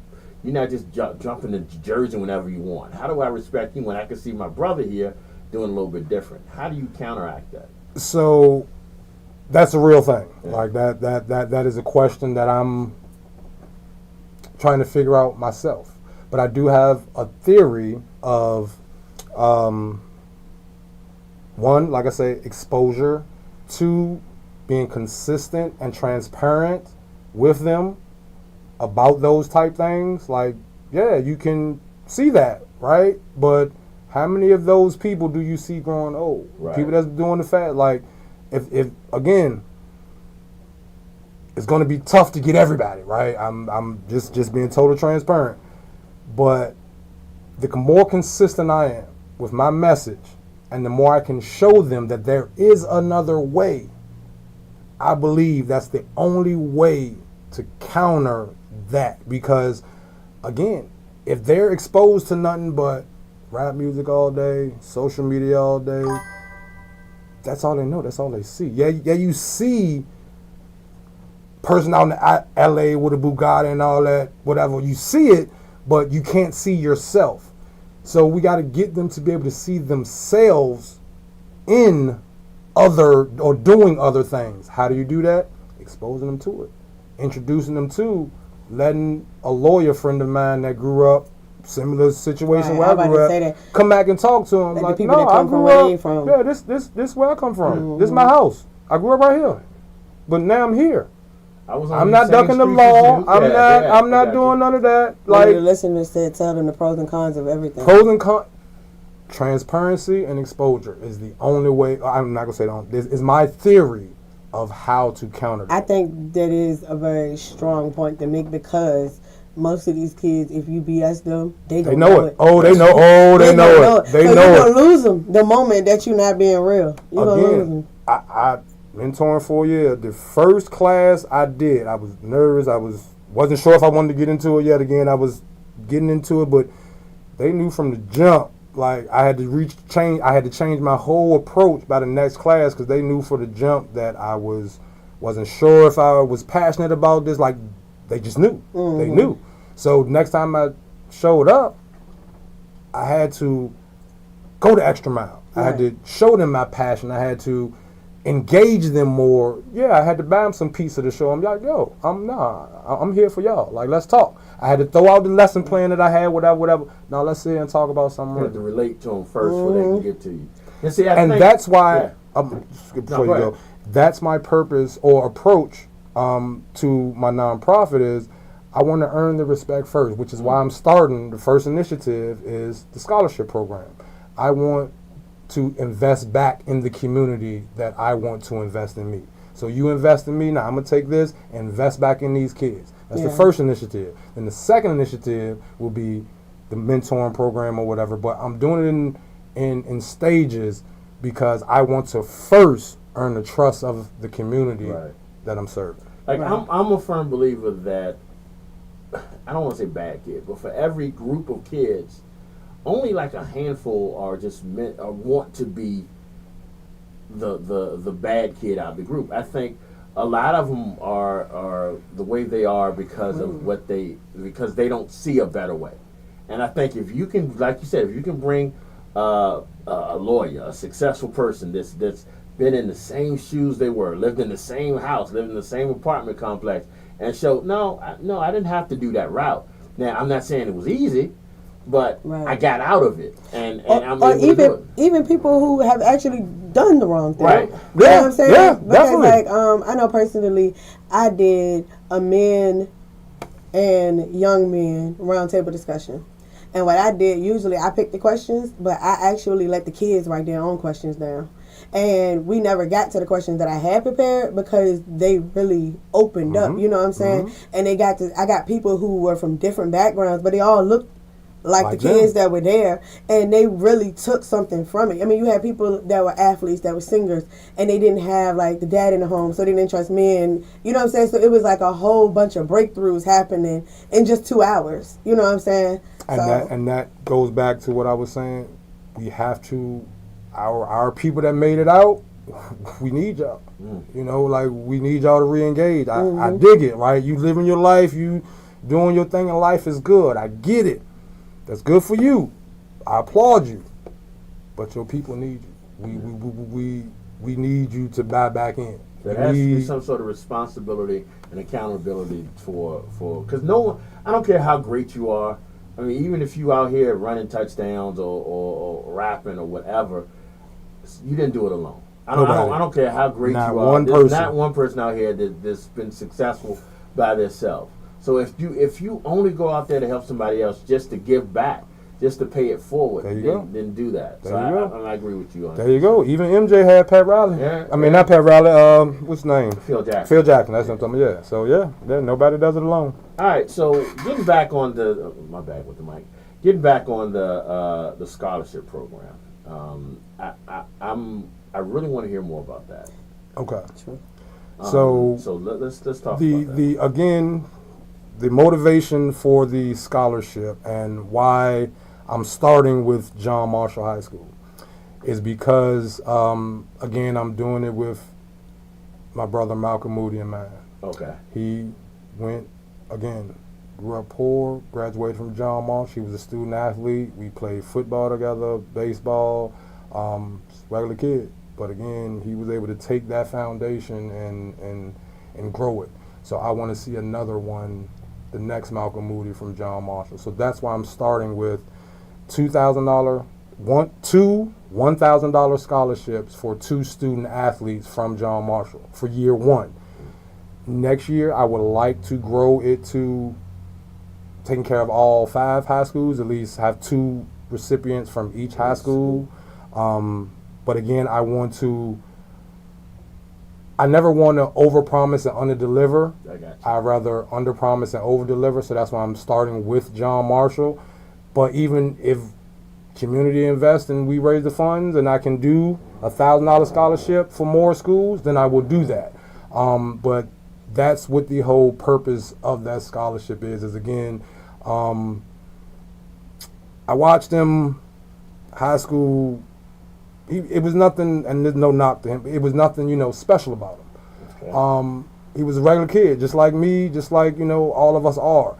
But again, it was that opportunity to get out of Richmond, to get linked with, he became a Q, got resources, and became linked with other resources that helped him take his life to the next level. So that's the purpose of the scholarship, is to provide a student athlete from John Marshall with the opportunity just to take the load off. Like I say, will $1,000 pay for his whole scholarship? His whole school? No. But if it'll take some of the stress off, it'll pay for his books or whatever, just to give them a little bit of a hand. And once they're awarded the scholarship, the plan is to create a follow-through with them, support them while they're in college, the whole 4 years, whether it's financial, whether it's just being there for them, whether, they're playing in college, we're going to be at the game, supporting them, like whatever, just supporting those students to let them know, hey, you not doing this alone. You got a whole community behind you. I believe kids know they got people behind them, drives them a little bit more. And the beauty of that, if they have the right people behind them, it's going to instill something in them. And when they get to that certain level, they're going to come back and it's going to go full circle. They're going to do and that's the end game. Yeah. Recycle it all day. The viewers are loving you, and recycle it all day. Huh? They're loving you. Yeah. Oh, they are loving you. They said that type of scholarship sounds like it'll definitely open the door, and somebody else said the kids need that. Well, and that's great. That's what the kids need, but the kids need more than, and this is not a shot at them, but the kids need more than just the praises that they're giving this brother. They need they need us to go into our pocketbooks. Yeah, they need to go into our wallets. It's a great idea. I think one of the main problems that we have as a community is that we hear all these great ideas and we think, oh, that's great, and then we move on to YouTube, or we move on to something else. I think one of the beauty of what we do here is I'm so glad that we're able to get a chance to tell this story. And like I said, kind of off topic, like I've been following you for a minute. Honestly, I got some great healthcare lotion from you. But, shout out to Love Me Naturally. Shout out to Love Me Naturally. And I'm glad you reminded me who she was. I need to talk to her about getting a refill. She got a show this weekend. She locked and loaded. It's just, to me, and I started this off as a joke, but to me, I admire the family that is business minded. I think a lot of these kids these days don't see that. They don't see a couple that are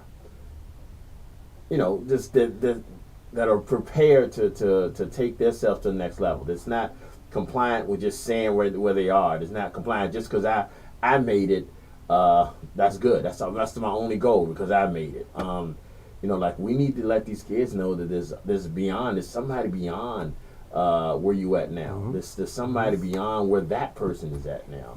And I don't think a lot of these kids see that. And it's scary to me as an older adult.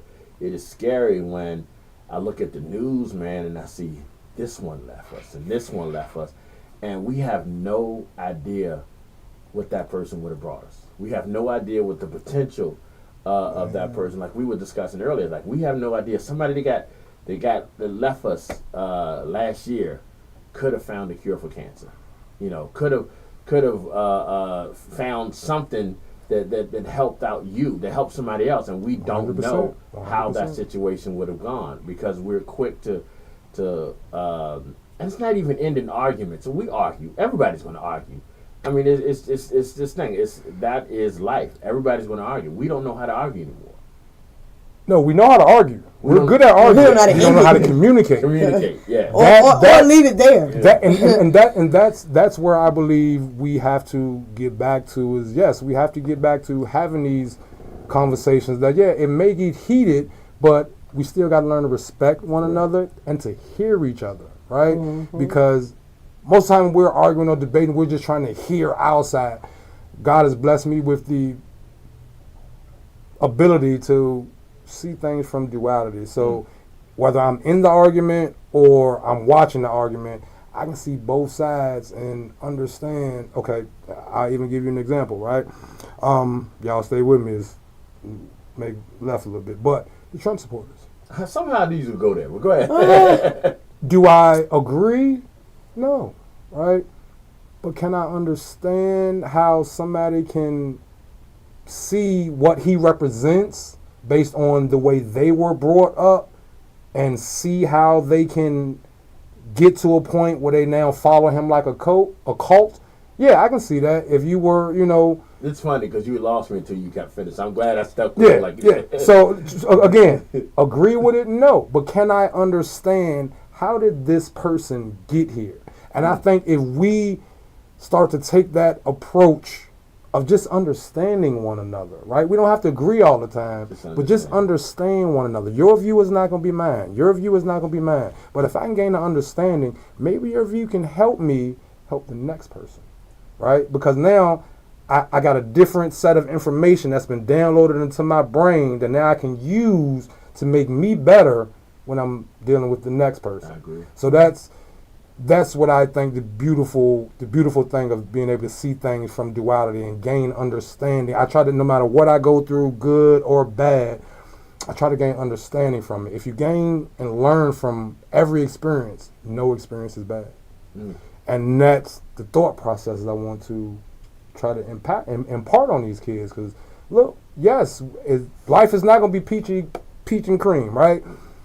But everything you go through, everything you do, you can use to make you better. If you learn, take from it, take what you need, you can use that, and it will ultimately propel you.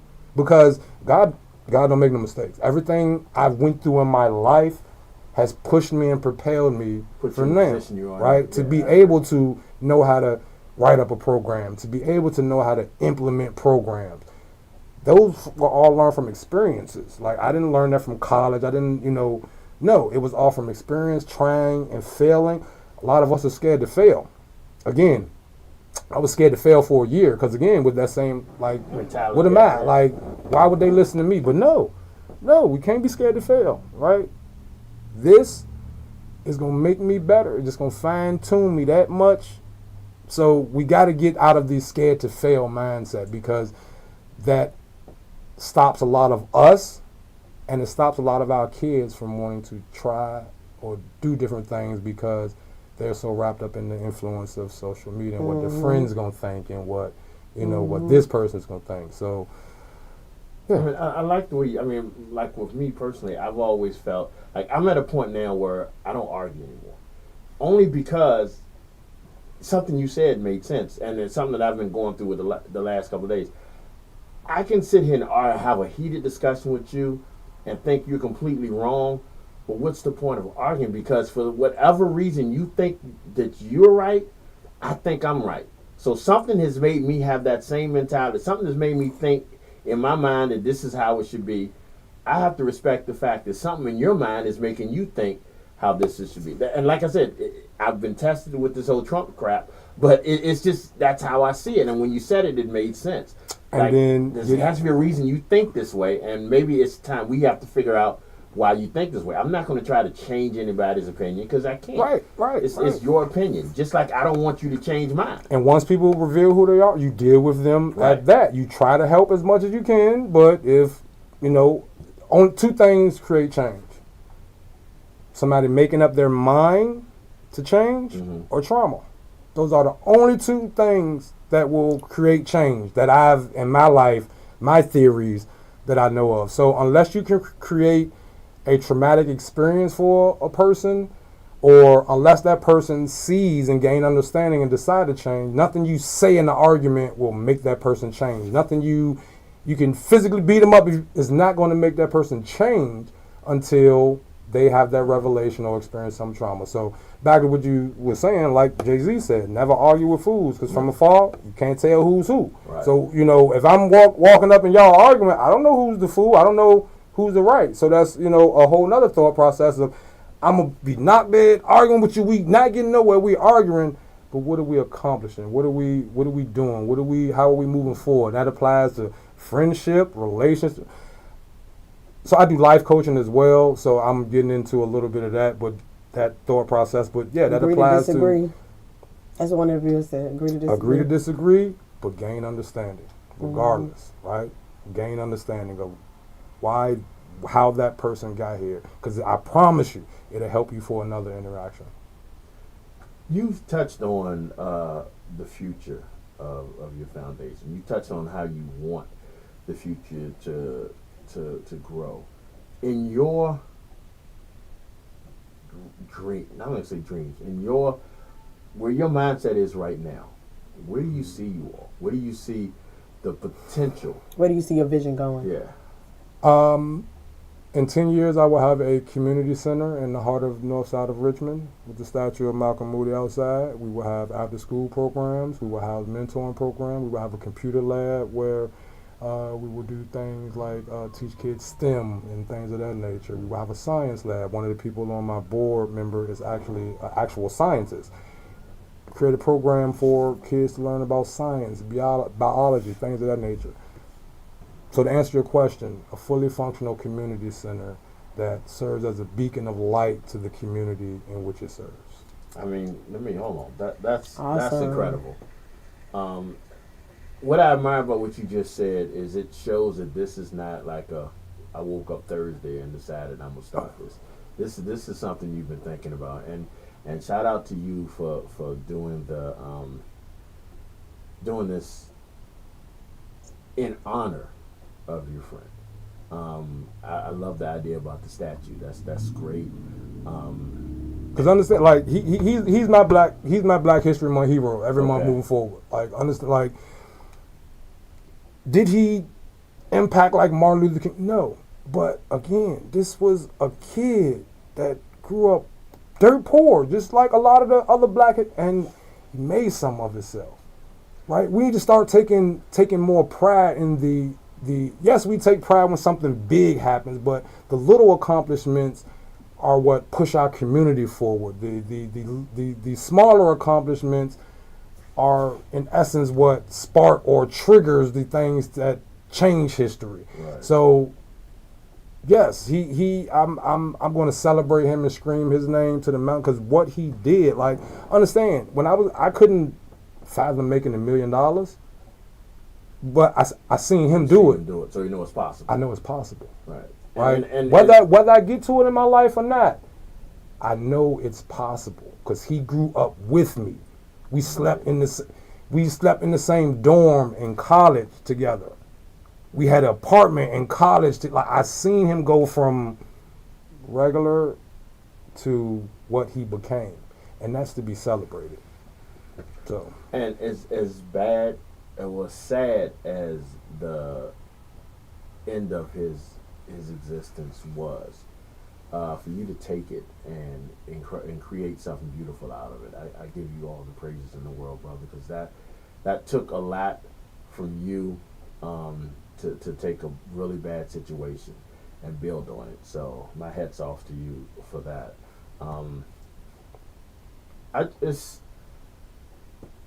I admire what you're doing. Straight off the bat, I admire what you're doing.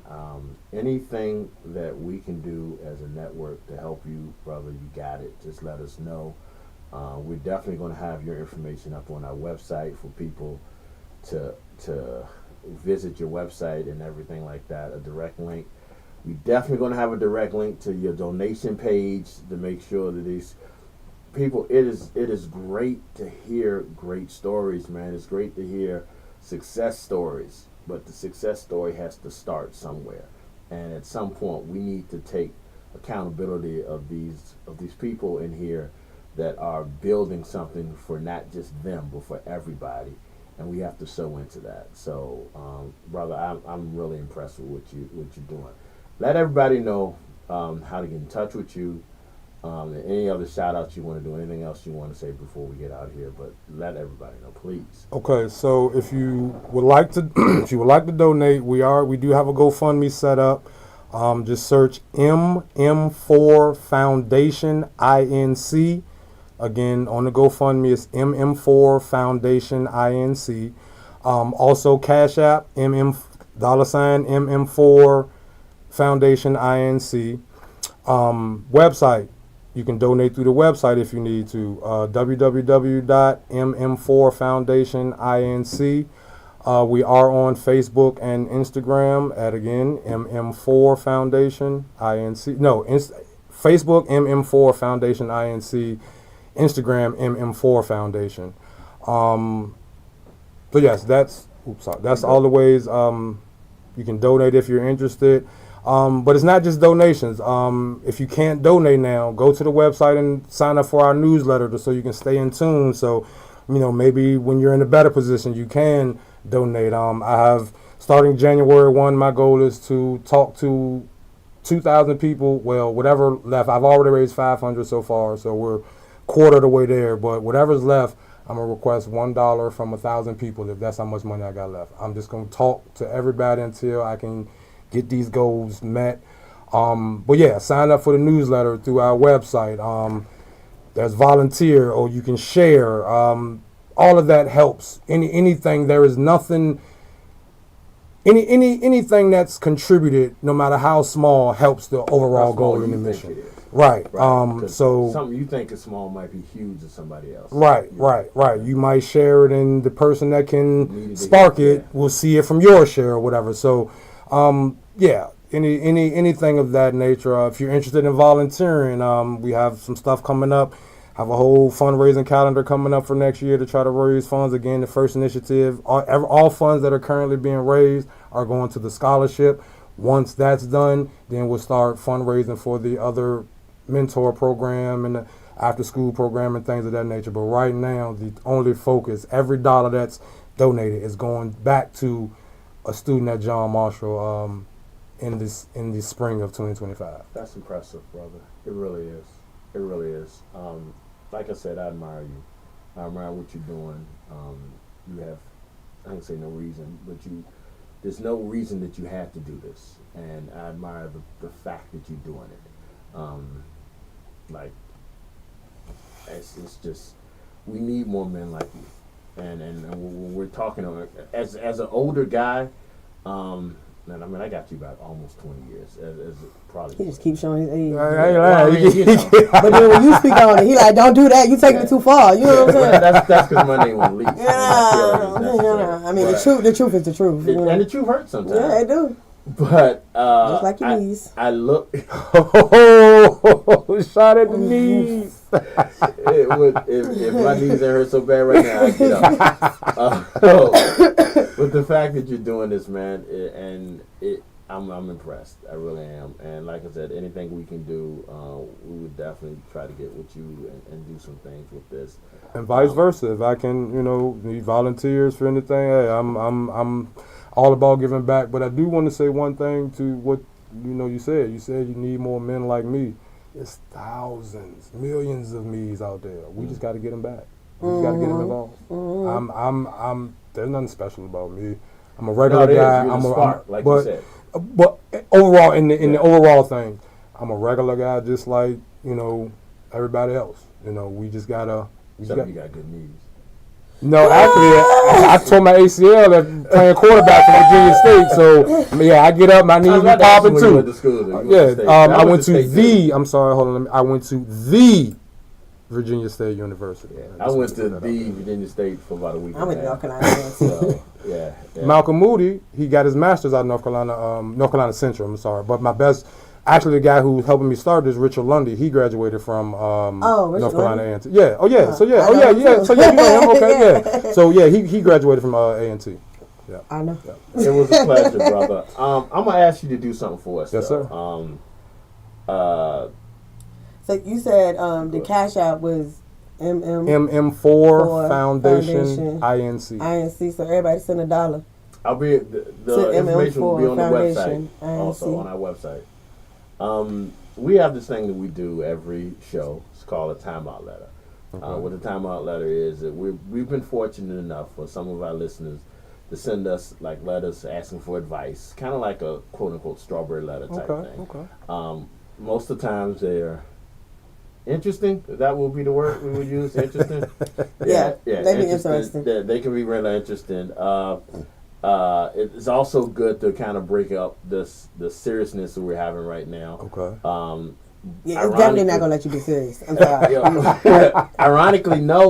Ironically, this particular letter, as I'm looking at it, might need a life coach. So you might be a great response for this. They think they're therapists. Yeah. Because it was one of us. I'm not gonna say which one. Well, one of us has like a dual mentality. 1 minute she'll talk ghetto. 1 minute she'll. You gonna say which one of us? And then say she. Yeah. And then say she. That's the G Money. Yeah. I mean, you just talk about my knees. Payback for your knees. Yeah, that was okay, like. All right. Get your lick back. So what I'm gonna do is I'm gonna read this letter. Okay. This is a letter for the day. This honestly, in my opinion, might be something that. Up your in your alley. All right. So, the topic of this letter is stuck in a relationship with no drive. Hey, Bigtyme. He didn't say he helped people with their relationships like that. I do though. I mean, he said he's a life coach. This is a life coach question. It just they named their own. Till it start going left, then you could be like, "This is they named their own subject." So after reading this is not really the subject I would have named it. But here we go. I need some advice. I've been with my boyfriend for 3 years now. I'm starting to feel like we're stuck in a rut. When we first got together, I saw so much potential in him. He had all these big dreams and ideas, and I thought he was that type of man who would hustle to make them happen. But now it's like all that ambition has just faded away. He has a decent job and makes good money, but I feel like he's hit his ceiling. He talks about doing bigger things all the time with some of the best ideas and plans. But he's never fallen through with it. Every time I bring it up, he just brushes it off as just talk. And I end up feeling like I'm pushing for something he doesn't even want. This was for us. This part was for us. Listen. Oh, no. I want to be clear. I listen to your show often, and I hear how you always, quote unquote, go in on some of the letters. No, they didn't call us out though. This is a female. She said, I do not, and I guess she thought this was the first thing we just said, I do not need his money. I make more money than he does, and we have a great partnership that I truly love. I have a 4-year-old from a previous relationship, and he has been an incredible father figure, so I'm not complaining about our life together, but I just feel like I want more for him. And my son looks up to him, so I don't want him to see this man not continue to grind just because he has become comfortable. He's capable of so much more, but I don't know how to get him to see that. Should I say something, or do I just keep quiet and let it go? I love him, but I don't know how long I can keep living in a relationship where one person has ambition and the other Close your mouth. is content to coach. What should I do? Word about this drive. Okay. Now, before you talk, let me just say His this. mouth was on the I floor. thought it was funny that she's like, I listen to y'all.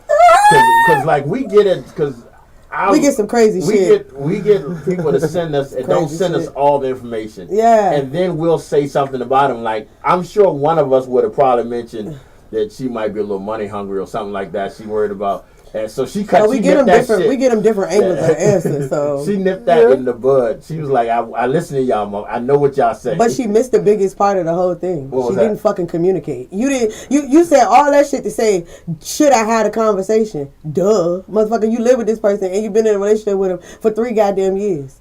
How hard is it to have a conversation? She said, should she say something? No, she said she had said something and he brushes it off. Well, obviously she didn't say it loud enough. Because there's no way in the world that you got this problem to the point where you're thinking about, basically, in my mind, the way she said it, is she thinking about leaving him because she wants him to elevate. And he is stagnant. And he's stagnant to her. That don't mean he's stagnant to him. What if he's comfortable where he is? He's at? What if he like where he is? And if the money ain't the issue, then why the fuck are you worried about this man getting a different job or taking a different direction?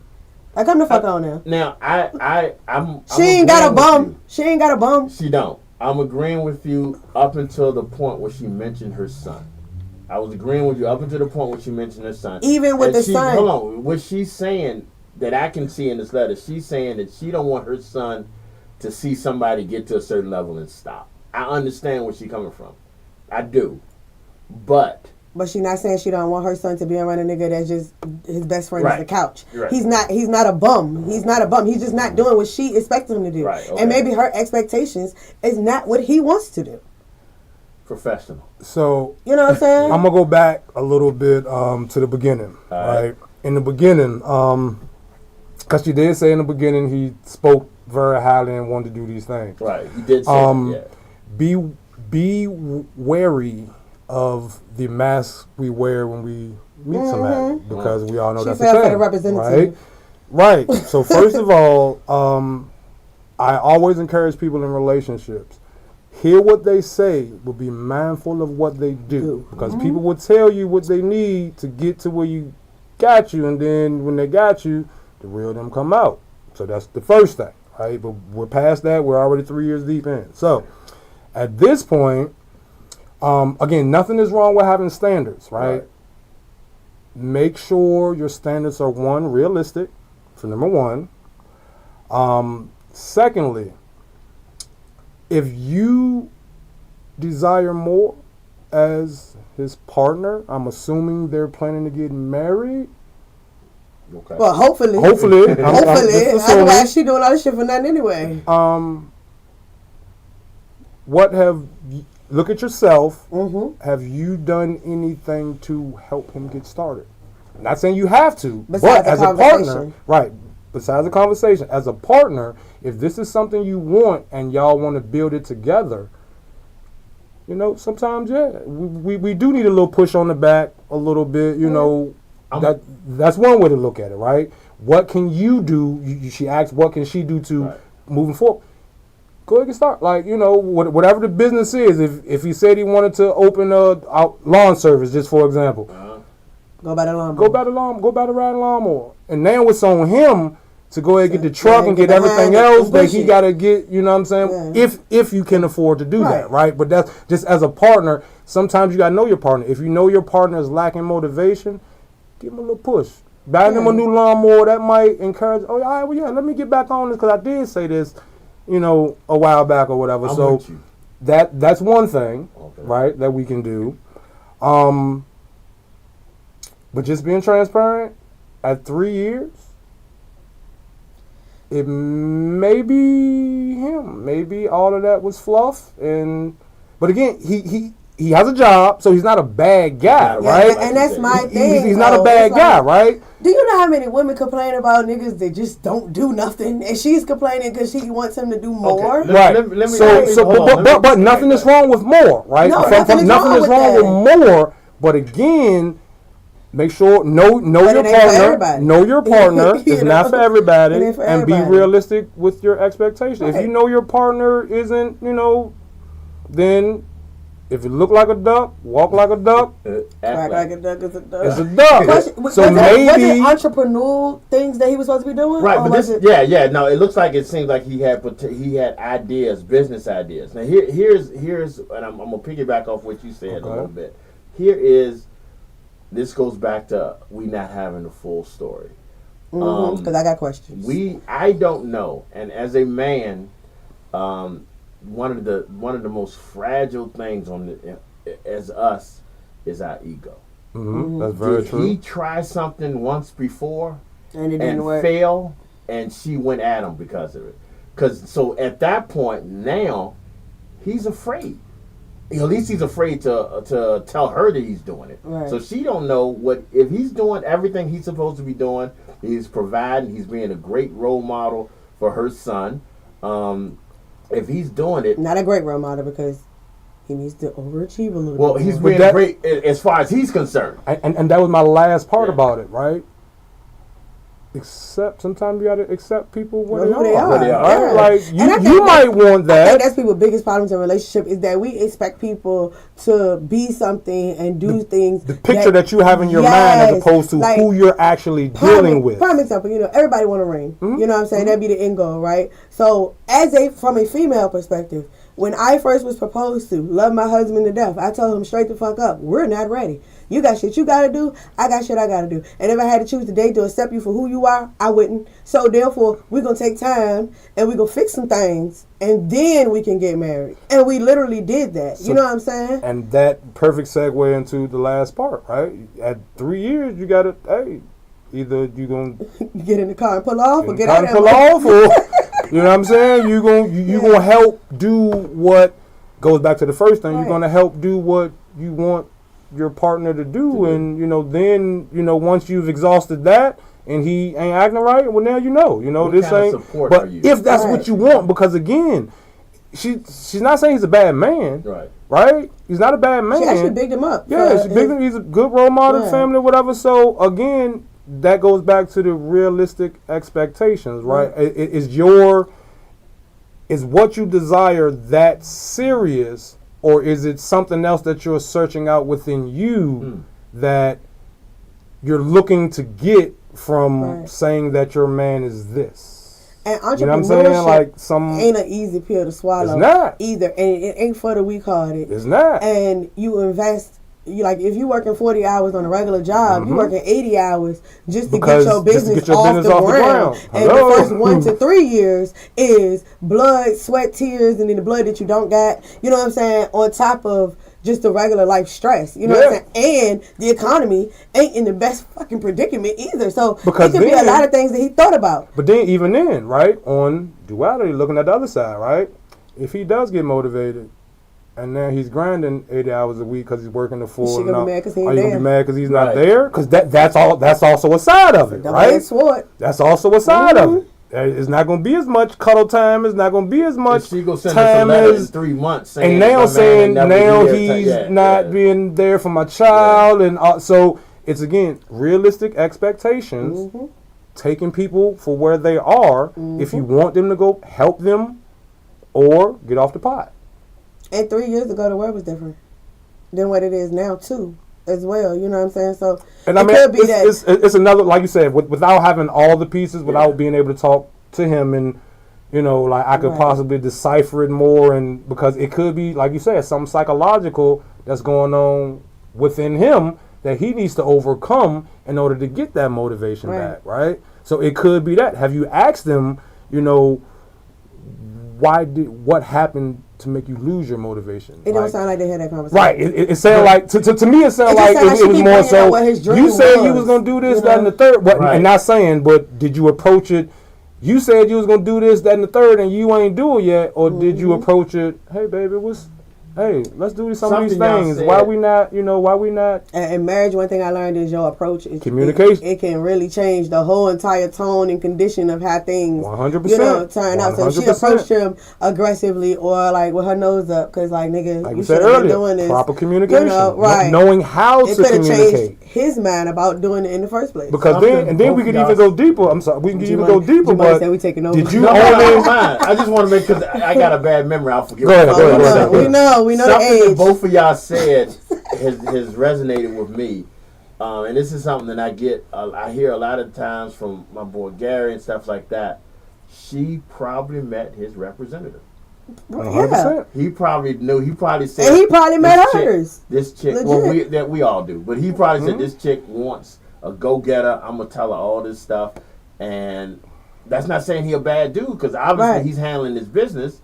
But she's like, where this dude at? Where this dude that's out here, that's gonna be out here, just grinding for the next, income stream.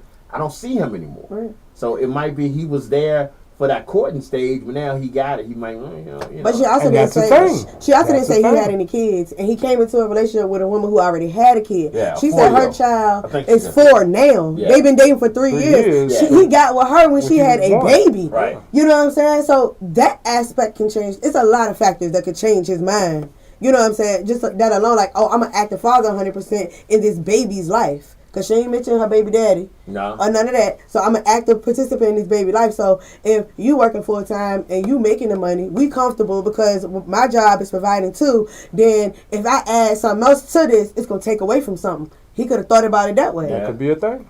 So she says he has a decent job and make good money. But I don't understand what the problem is. Yeah, and that's but Sis, I'm not again, going back to realistic. Like, if he's making a decent job, if you want more, go get more. There's nothing wrong with you going to get more, but don't put that on him if he's like you said, if he's providing, being there for your child, whatever. Just because he said he was thinking about it. Like, people change. Every 5 years, every 5 years we change, or you should be. If you're living life correctly, every 5 years you should change. So maybe, yes, he got comfortable with being the father figure to this child, and now that's become the most important thing to him, being in that child's life. But the child was a daughter, right? If there was, I might have read it. The 4-year-old was a daughter. 4-year-old was a son. Oh, okay. Yeah, so now maybe his he ready to start playing sports. Maybe his priority has switched to no. I like this father thing. So that's what's important to me now. So again, without all information, I would urge her to communicate calmly, but ask questions. Try to gain understanding of what happened. You laughing? Or was that really him? Or my ratchet advice is, sis, go find you that man that got them ambitions then. That's my ratchet advice. I mean, but my real advice is sit down and have a conversation, though. Yeah, but why? And leave that man the hell alone. Leave him the hell alone. Let him go work his job and be the father figure. Because so the child is not his. Man, leave that man alone. I know some people, right? that this is Richmond letter, so you that might then went looking for the more. No, they found it. But they didn't like what they found once they found the person with the money and all that. It was a whole lot more that came with that. Come with it. Right. Controlling. And not saying that all of them are like that, but it's just greener. The grass not greener sometimes. So again, fertilize your lawn. Don't look at nobody else's lawn. Fertilize your lawn until you've done all you can, and then at that point, you have to make a decision on what you want for your life. Because, again, I will go back to nothing is wrong with having standards and wanting more out of life. Nothing is wrong with that. And my question to her is, what you going to do when he say what he's fine with? That's the next What you going to do when you have that conversation? Because you need to have it.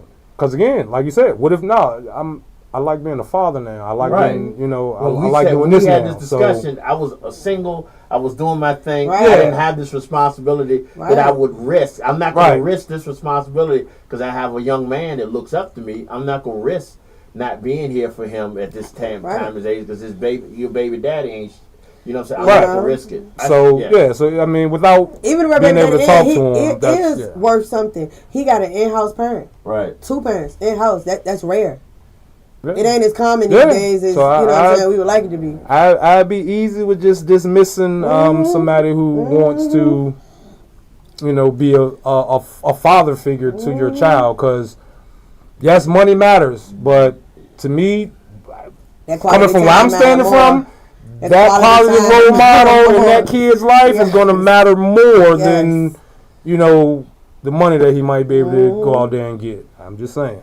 Period. All right, so that makes sense. See the beauty of having a professional with us. We didn't have to just get ratchet. We was tag teaming that joint though. We had that. We had that, didn't it? Let me give you a fist bump. I did. Oh yeah. I need to bring you on for some of these other ones. I wish I could. Honey, you should have been on for the one Wednesday. I mean, oh my God! Hey, look, what was? I come back. I come back for a period. That could be a thing. The dude had 2 girls, right? Oh, that was that. Oh, okay, yeah. One was better at the oral pleasure, and the other one was better at the physical. He wanted to know which one he should choose. It ain't just how questions that get ratchet. It's just some of our letters are ratchet too. Yeah. My king. If that's what you use and that's your measuring, yeah, we got a whole nother topic to talk about. But I say if those are the qualities you're looking at, nigga, you in the wrong. Yeah, that you looking to settle down, and those is what you asking us about. That's what you basing it on. Yeah, that's I told him try polygamy. But again, to me, I told him try polygamy. Because again, even in that, right? Go back to polygamy. Even in that, was my ratchet advice. Even in that, we did have an understanding. We did. Can you it's not just about sex. Yeah. Having polygamy. Can you emotionally be there for both of those women? Can you financially be there? So no, even that is not like a lot of guys be on that damn polygamy. No, can you? Babe, I love you. I have a wife. I'm good. My husband said the same thing. He got me and our daughter. I'm good. So, but I would love to come back. All right. Well, we make sure you know you got to open. We got to bring him to a round table too. All right. Well, yeah. That's a good do job. Your shit, that you do your promotion. Let's network. All right, y'all. This is another request we had. We didn't get a chance to, so let's hit this now. This is LaShawna Latrice. Everything is changing. The all new afternoon drive, y'all. Poly is your expertise, y'all. Yeah, you go Poly too much. Your response is Poly. We shouldn't have did all that damn time on Poly last week. Okay, so first of all, I want to tell you that my viewers over here said that they thought you sounded like Martin Luther King. They was waiting on you to say you had a dream. Oh, wow. But they was right into what you were saying, though. I hate my speaking voice. And it was like, no, they tell you something. They remind them of Martin Luther King. I hate my speaking voice. So when I tell you, I was over here cracking up at them. And then that's why I put the camera on you, because they was like, we need to see him. So I put the camera on you, and they was like, oh, yes. When he wear a suit and some clear frame, like they was dressing you up and everything. And they was like, yeah, we really want to listen to what he got to say. You know what I'm saying? His message, they could feel the passion in what you were saying. Then another one of the viewers, they say you need to hook up with Zenobia Bay. Yes, I know. Yeah. Yeah, they say you need to. Two of them said you need to hook up with them if you have not. That's in the works already. Yep, I do know her, but know of her.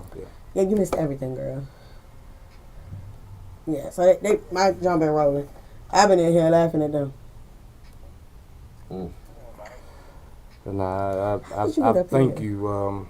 Thank y'all for having me. Seriously, man, that was great, man. This was amazing. I need you to send me all your information. Well, I got my website too. I got you. We'll do. We'll do. Make sure we get that.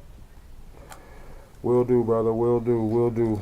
And I tell my wife to reach out to you too. Yeah, because I had the I just finished a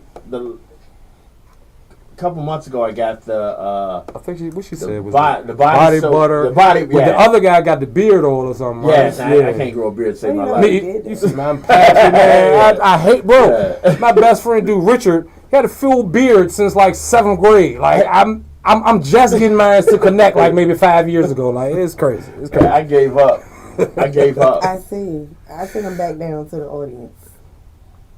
You not talking about my husband. Oh, okay. He tried to join TikTok through the voice. John, why are you talking out loud?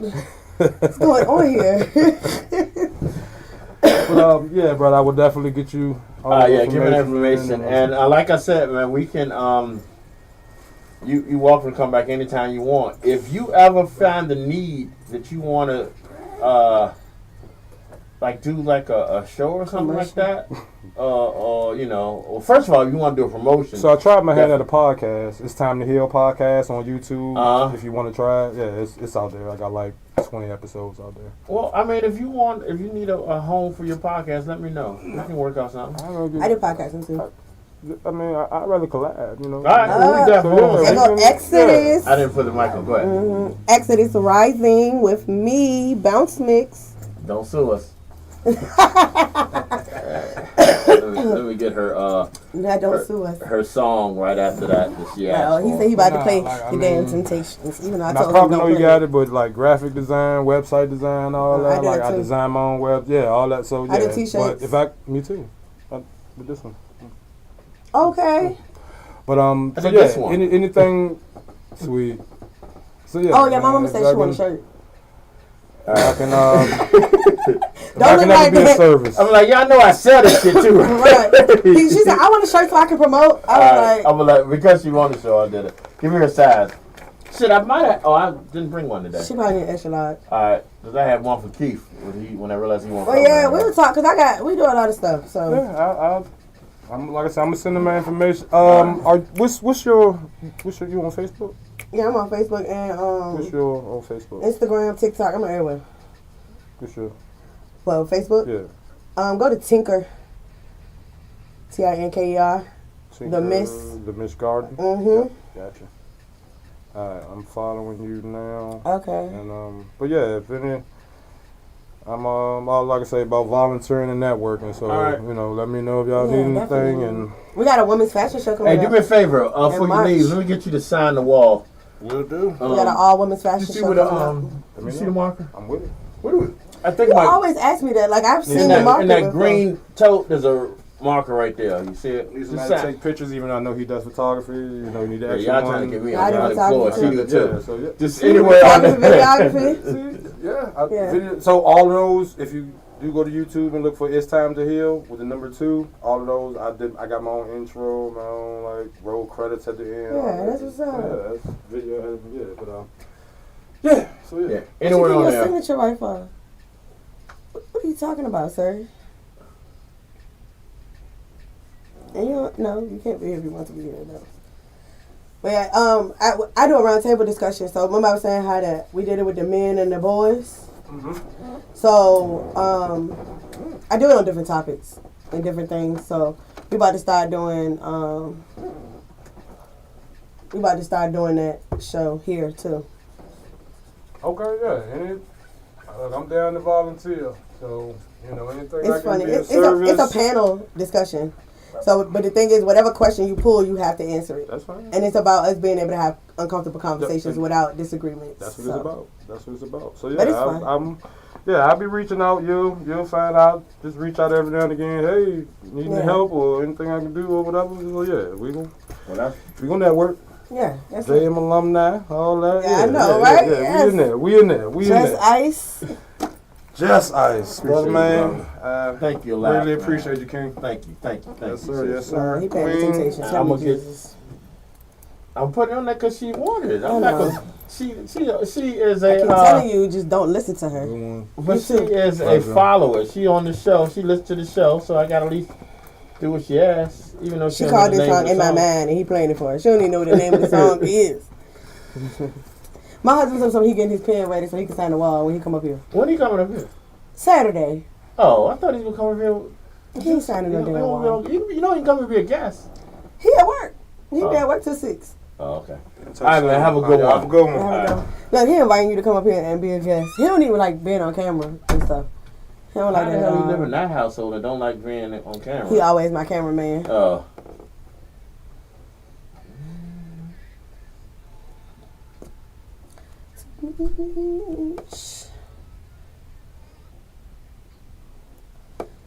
What you mean, yo? He said come up here and do an interview.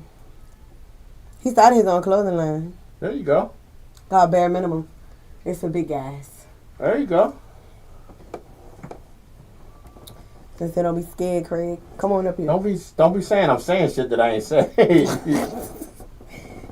He can hear you. And he know me too. He said word, the man behind the scene. Yeah, you, the man behind the scene, yes. Come on, owner of Bare Minimum.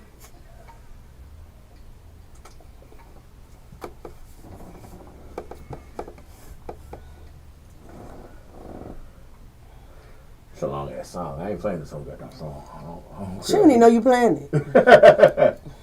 She ain't said nothing. Yeah, I definitely can't play this. Then she out asked loud. for the letter. And They then don't go want say, that. and then go say, I missed the letter. I'm back. I missed the letter. Yeah, you missed the letter. When she gonna start out, she was like, I want to be a, she's like, I'm here, shh. He said he with it after Christmas. Oh, yeah, he off the whole week after Christmas. Well, he said Where is Zaxxa's here? You said she would be here. She's supposed to be coming at the end of December. We can get her on. Mm-hmm. She got to actually tell a nigga when she pulling up, what day you pulling up, so we can get you on the schedule. She always tell you, I'll be there in a couple of weeks. She say that for like 4 months before she show up. I mean, it depends on what you consider a couple. Whenever she pull up. That's just the way to get you not to answer no more questions. That was the last time I asked. When she said she could sue us, I No, y'all not going. Look, that fool said she coming in a couple of weeks. Told you. She can't sue us. No, she can't. If it's out there, it's public Y'all can't domain. be here at the same time. We're not doing that. Mm-mm. It's public domain. She can't.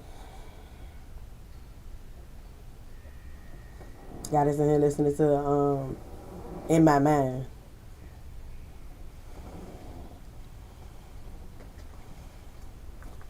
Christ. What's your favorite Christmas song? Do you even know? I don't know. I told y'all the other day, this Boyz II Men album, my favorite Christmas album. No, it ain't the daggone name. But she said that he knew what it was, though.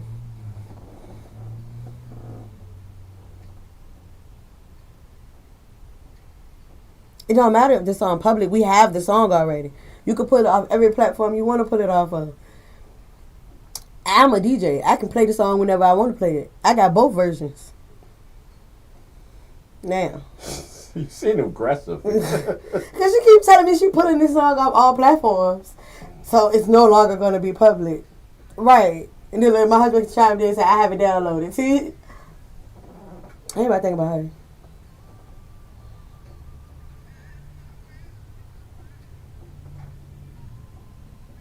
We played your song. I came the second request you had.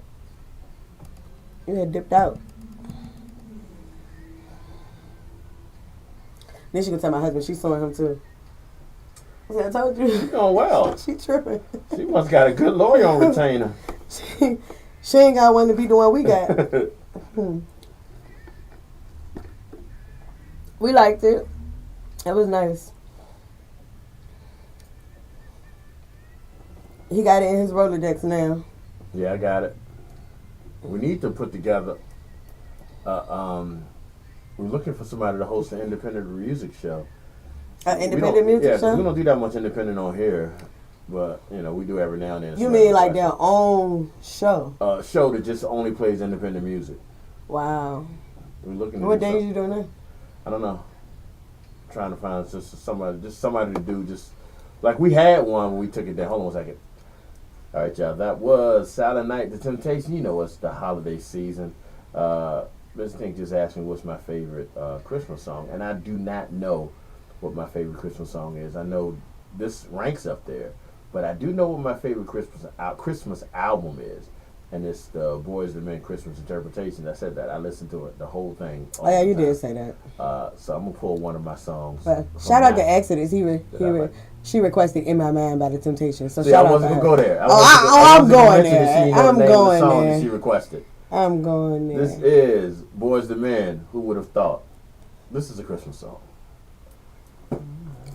My husband said let him DJ that one. I don't know why. the independent artist one? Yeah, if you want to. But you gotta do the whole show. I'm literally looking for somebody to do it. No, I asked you what day. I don't have a day yet. You need to tell it. That's important. No, I'm just saying I don't have a day. I know what days we have open. What day you have open? We got every day is open. Depends on if you want to be live or tape. The days that we're not doing other shows. So Ain't nobody say nothing about Saturday. We're not talking about Saturday. We're talking about in general, like moving forward, like we a had continual show. The first independent show we did every Friday at 6, but that was before I moved this to evening. Then we had one that we did Saturdays at 12. So it's how you open. gonna do it on Saturday, Negro? Like how you just make your own schedule like that? It don't even work like that. You gotta talk to G Money about it. It's just so we can do it on Saturday.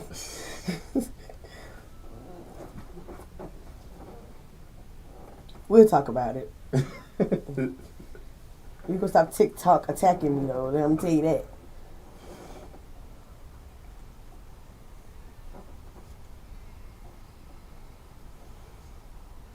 Oh, he said he's talking to you now. No, you're not. You're talking to me. You're not talking through him. you. Right. I mean, honestly, if he Such an wants ass. to do it, and honestly is prepared to be consistent with it, he can. It's his. If you want to do it and be consistent with it, you heard them words? Do it and be consistent. He gonna get it to you. Mr. Tink. So I need somebody to do that. I need somebody to do an old school hip hop show. Oh, that would definitely be him. He's got an old school hip hop show. But now you also said he's not he's a behind the scenes type person. Mm-hmm. Like I need somebody that's a And every Wednesday radio at 5 personality. p.m. It's go. Yes, Wednesday at 5 p.m. It's a go. I'm gonna text you, Hakeem, though. Yeah, we can highlight artists from Smoke the Set. And he's still saying yes. He's still saying yes. Who? My husband. Your husband. So you talking to 6 different people. I don't know what you I know. I'm hopping conversations. Like We saying yes to what? Because you said old school hip hop now. Which I one? said, old school would be up his Oh, alley, yeah. but he said yes. We can highlight artists from Smoke the Set. So Smoke the Set is my new open mic. Okay. So he was saying, yeah, we can definitely highlight the artists. But is he prepared to be a personality? That's the Are thing. you prepared to be a radio personality though? It's not just a DJ. You're not gonna just be able to be on there and just play music. Uh, You're not gonna be pushing buttons. In other words. we gonna talk. I'm telling you, at 7 o'clock, I'm gonna call you so you can talk to G Money because I'm not believing you right now. I ain't believing you. See, that's just like that chick from the letter today. See what happened? Man, gets Oh, ambitious. now he said he want to branch out because he really do not like being. Yeah, that's what you said. That's what I'm going with. We had a podcast, an All Men's podcast, that wanted him to come on. Like literally, they was like, "No, we don't want Tink. We want Mr. Tink to come on. Come on, bro. Come in, sit with us." Do you know that it took him almost a month But he coming Saturday, to right? go? Yep. But then we'll talk Saturday. So y'all go talk Saturday. Look at that. So yeah, he want to branch out. There you go. He said bet. Okay. You know he go by Mr. Tink for real, right? I was hoping he didn't, but okay. Nature was hoping he didn't. He really do. I was really hoping. That's a good name. I don't know what's wrong with I mean, it. yeah, it's just you know. It's nothing just what wrong with the name. I'm just saying. I'm waiting for the rest of your sentence. I was waiting for the But rest you of be waiting for a long goddamn time because I'm I not was going to waiting for the finish rest it. of it. So you can play Christmas music going out. Yeah, and we ain't got. I'll play this Christmas by Chris Brown. All right. That could be a subject on Saturday. It is gonna be a subject between you and G Money. He said he ain't gonna do the round table Saturday. He not? Oh, me or him? So I don't know who you talking to. Talking about you. Oh. I'm talking to him about you. That what he claimed. We gonna see though. Hakeem, you gotta come on live on Saturday and watch the round table. Chime in. You know it'd be lit. He'd have been a guest before on the round table. Hakeem. All right. You want this Christmas or Chris Brown? He right? said the same thing I said to you. Yeah. He said if you're gonna be in the room, then you're gonna be on the round table. Once again, I I told think the him. problem is y'all I keep telling told me what him the fuck that. I'm gonna do. That's the problem. He want to be defiant so bad. It ain't gonna work though. He ain't gonna be helping himself. He gonna be like, well, look, I just got something to say right quick. He gonna be like, look, this is my opinion. And like, All right, y'all. We're ending the show today with a couple of Christmas tunes. That was Boys the Man Who Would Have Thought. This is my boy's new edition. Give love. On I got a Christmas quick Day. question. You put your tree up yet? I don't do trees. Oh my God. Yeah. I got a cat. I'm gonna bring you a tree in here. Okay. New edition. Give love on Christmas. I don't put up trees. I stopped putting up trees a long time Just to ago. fuck with you, it's gonna be a little one. You can. You put that bitch right there.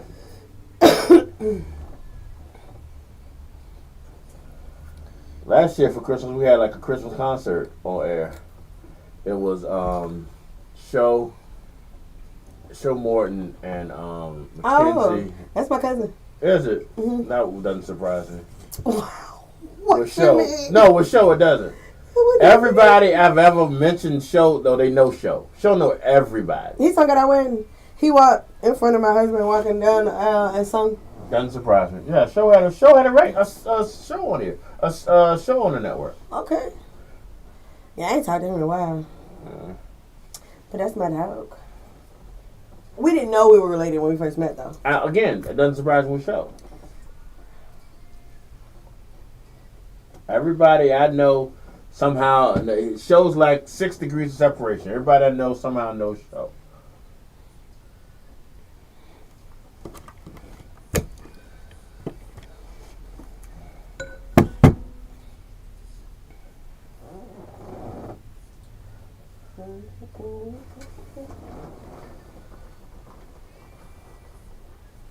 I think next year I'm going to teach a class on how to use Cricut and Procreate. It's not the same thing, right? No. Oh. Procreate is a drawing app. Oh, okay. I thought you was talking about something else. Mm-mm. You know, Cricut is the shirt machine. Yeah, I got Cricut. But, you know, a lot of people ask me how to use it, or people go buy them and then be like, it's too complicated. And It's really not. It It's took me a not. minute to figure it out. by the time I plugged mine in, I knew how to use it. But some people are just more technically inclined. You Yeah. know? But I was teaching kids at WIF last year how to use it. I don't use it. I used it today, as a matter of fact, because I was working on a sweatshirt and I needed to do some vinyl words. But usually I just, like I said, I just get my stuff DTF transfers. Mm-hmm. I need to buy me a whole new goddamn heat press.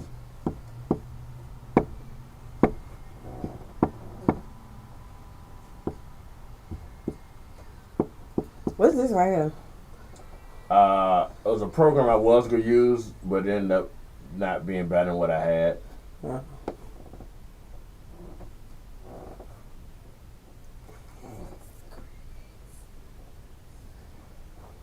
Every tree, how much fun it's gonna be together.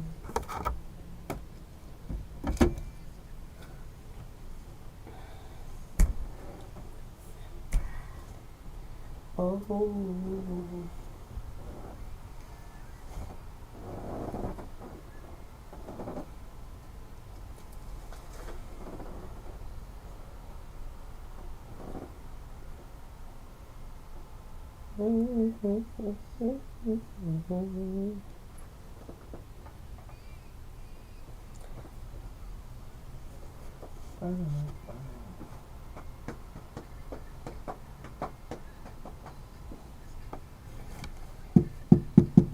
Somebody left a cup of drink over here too. It think won't it's no, water. it's probably just water. Mm-hmm. Because everybody else around here alcoholic, so they would have finished it. Not everybody else want to hear alcohol.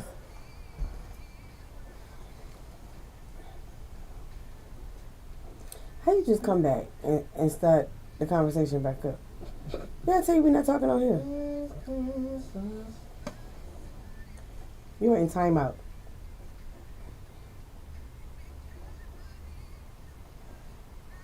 That's okay. I got some curry chicken.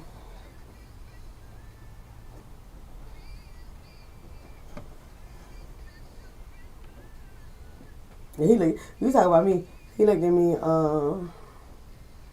my nurse.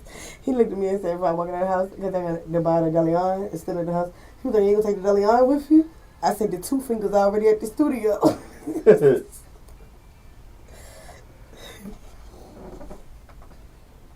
Yeah, Wednesday, we finished another fucking bottle of tequila. You said we did? We did. Yeah, I know. No. Wednesday after you again. left, we finished another bottle of tequila. I let my mama taste it, right? I let her taste both of them. She was like, oh my God. Okay. And you said these ones, he selling for $7? No, what it is if you buy a certain number, you get them each for $7. But they this But it's size still- though. yeah, It's this size, exactly. right? Yeah. Okay, all right. Because that's what she gonna do. Yeah. She was like, oh yeah, because I get paid Friday. If I'm she gonna buy get like, $50. I think she's It's buy 5, she get them minimum of 5. Yeah. Mhm. But if you think about it, that's still the same as paying $35 for It's one. 45. Yeah. It's 45 for 5. Yeah. I know we did the math. Yeah. Cause she literally look it up. Tell me how much it is. Then I told her we're gonna be giving away the bottles. Yeah. You know, and she was some. Oh, so let me get your sisters and them to call in, cause I can't play no name that tune. But when they win the bottle, they gotta give it to me. She gonna take the whole bottle. Yeah. Yeah. So how you gonna let somebody else win it and you take the whole bottle? Because that's your mom. She's You know? supposed to be allowed to do stuff like that. The factual feelings. I ain't gonna say the factual because it was just me and. I meant to listen into what's that, it but called? I got on the highway, my phone started ringing. It was just a wrap. We finished that whole goddamn second bottle. It's easy though. Yeah, that Were you whole tipsy? second bottle. Yeah, I was a little fucked up. Yeah, I bet you. Yeah, were. I was a little fucked up because we didn't mix it. It was just straight. I was a little fucked up. Yeah, That lemonade was gone that night. yeah. Well, I'd already finished. I wish I'd had, and I forgot that you had some mixes in here. I Yeah. should have. We were just taking just straight shots. Yeah, I'm gonna leave this one in here too. All right. So I've just accepted the fact that that's what we do now. So I'm gonna get some alcohol and bring it up in here. Yeah, Yeah. yeah. Might Get some even good shit. put a bar together over there. Told you, That's you why need I a put cart. all. That's why I put all that over there. to You need a kinda- little cart? Yeah. I might put a little bar together. I still got the case of Sunny D's in the car too to bring in here. Yeah. Cause for real, I made sure I left it in the car because in my house I have to buy them 2 cases of Sunny D a month, plus regular orange juice. They love to drink it. Everybody drink it. Cause we got like a drink station in my house. It's Oh. full of sodas and different juices and stuff. So they be turning it up. All right. What you got going on this weekend? Other than, don't forget when I bring That's- you on the weekend, make sure you mention the show. Oh, okay. Yeah, of course. Y'all got Got the repass Sunday. yeah. Okay. That was the one that was supposed to be Saturday, right? Okay. Yeah. So yeah. I got a meeting You here. know what store? And how you get there?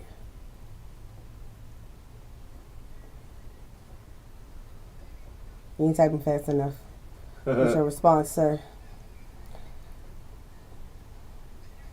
All You right. probably at the ABC stuff. Knowing him. You ready? I'm bring us in. All right.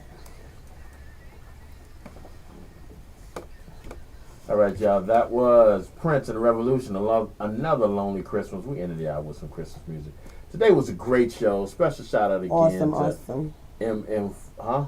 I said Oh, awesome. oh, I was I'm agreeing sorry. with you. I didn't hear what you said. I had the headphones on. Another great show. Shout out to MM4 Foundation. He's so used to me coming with him. He Yeah, I ain't know. even used to The Bar compliments. Blizzard for coming through, sharing his story, man, and it's a great Yes. thing. Make y'all- sure y'all tune in to what he doing. Support. Like he said, even a $1 donation will help. Just make sure that y'all are supporting the community.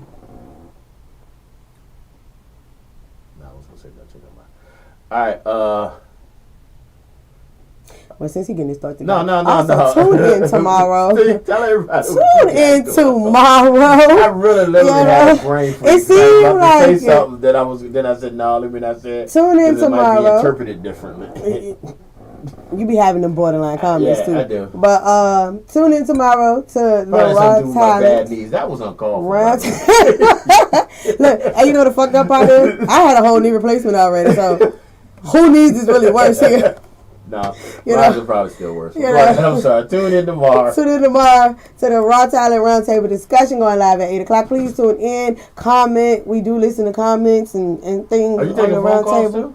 Yeah, I take phone calls. I mean, what? We can do that. You taking phone calls tomorrow too? Okay. We can do that. All right. Yeah. I just was curious. Just to I know I'm going to be on my TikTok and my Facebook Live as well. Okay. So, All right. but I watch all that. I moderate the whole thing. So Okay. All right. it's a go. We're going to have some fun. It's gonna be interesting. hmm All right.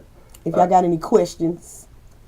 Y'all make sure y'all stay tuned after this for Sentinel AF. Shout out to my boy, Mr. Charlie, who did not make it today. Mr. Also, Charlie. Shout out to Quagmire. That's too late. I ain't Giggity, talking before. giggity. Also, shout out to Sashay Walker. Didn't make it today. How you Great show. stress? I couldn't snatch the earphones off your ear today.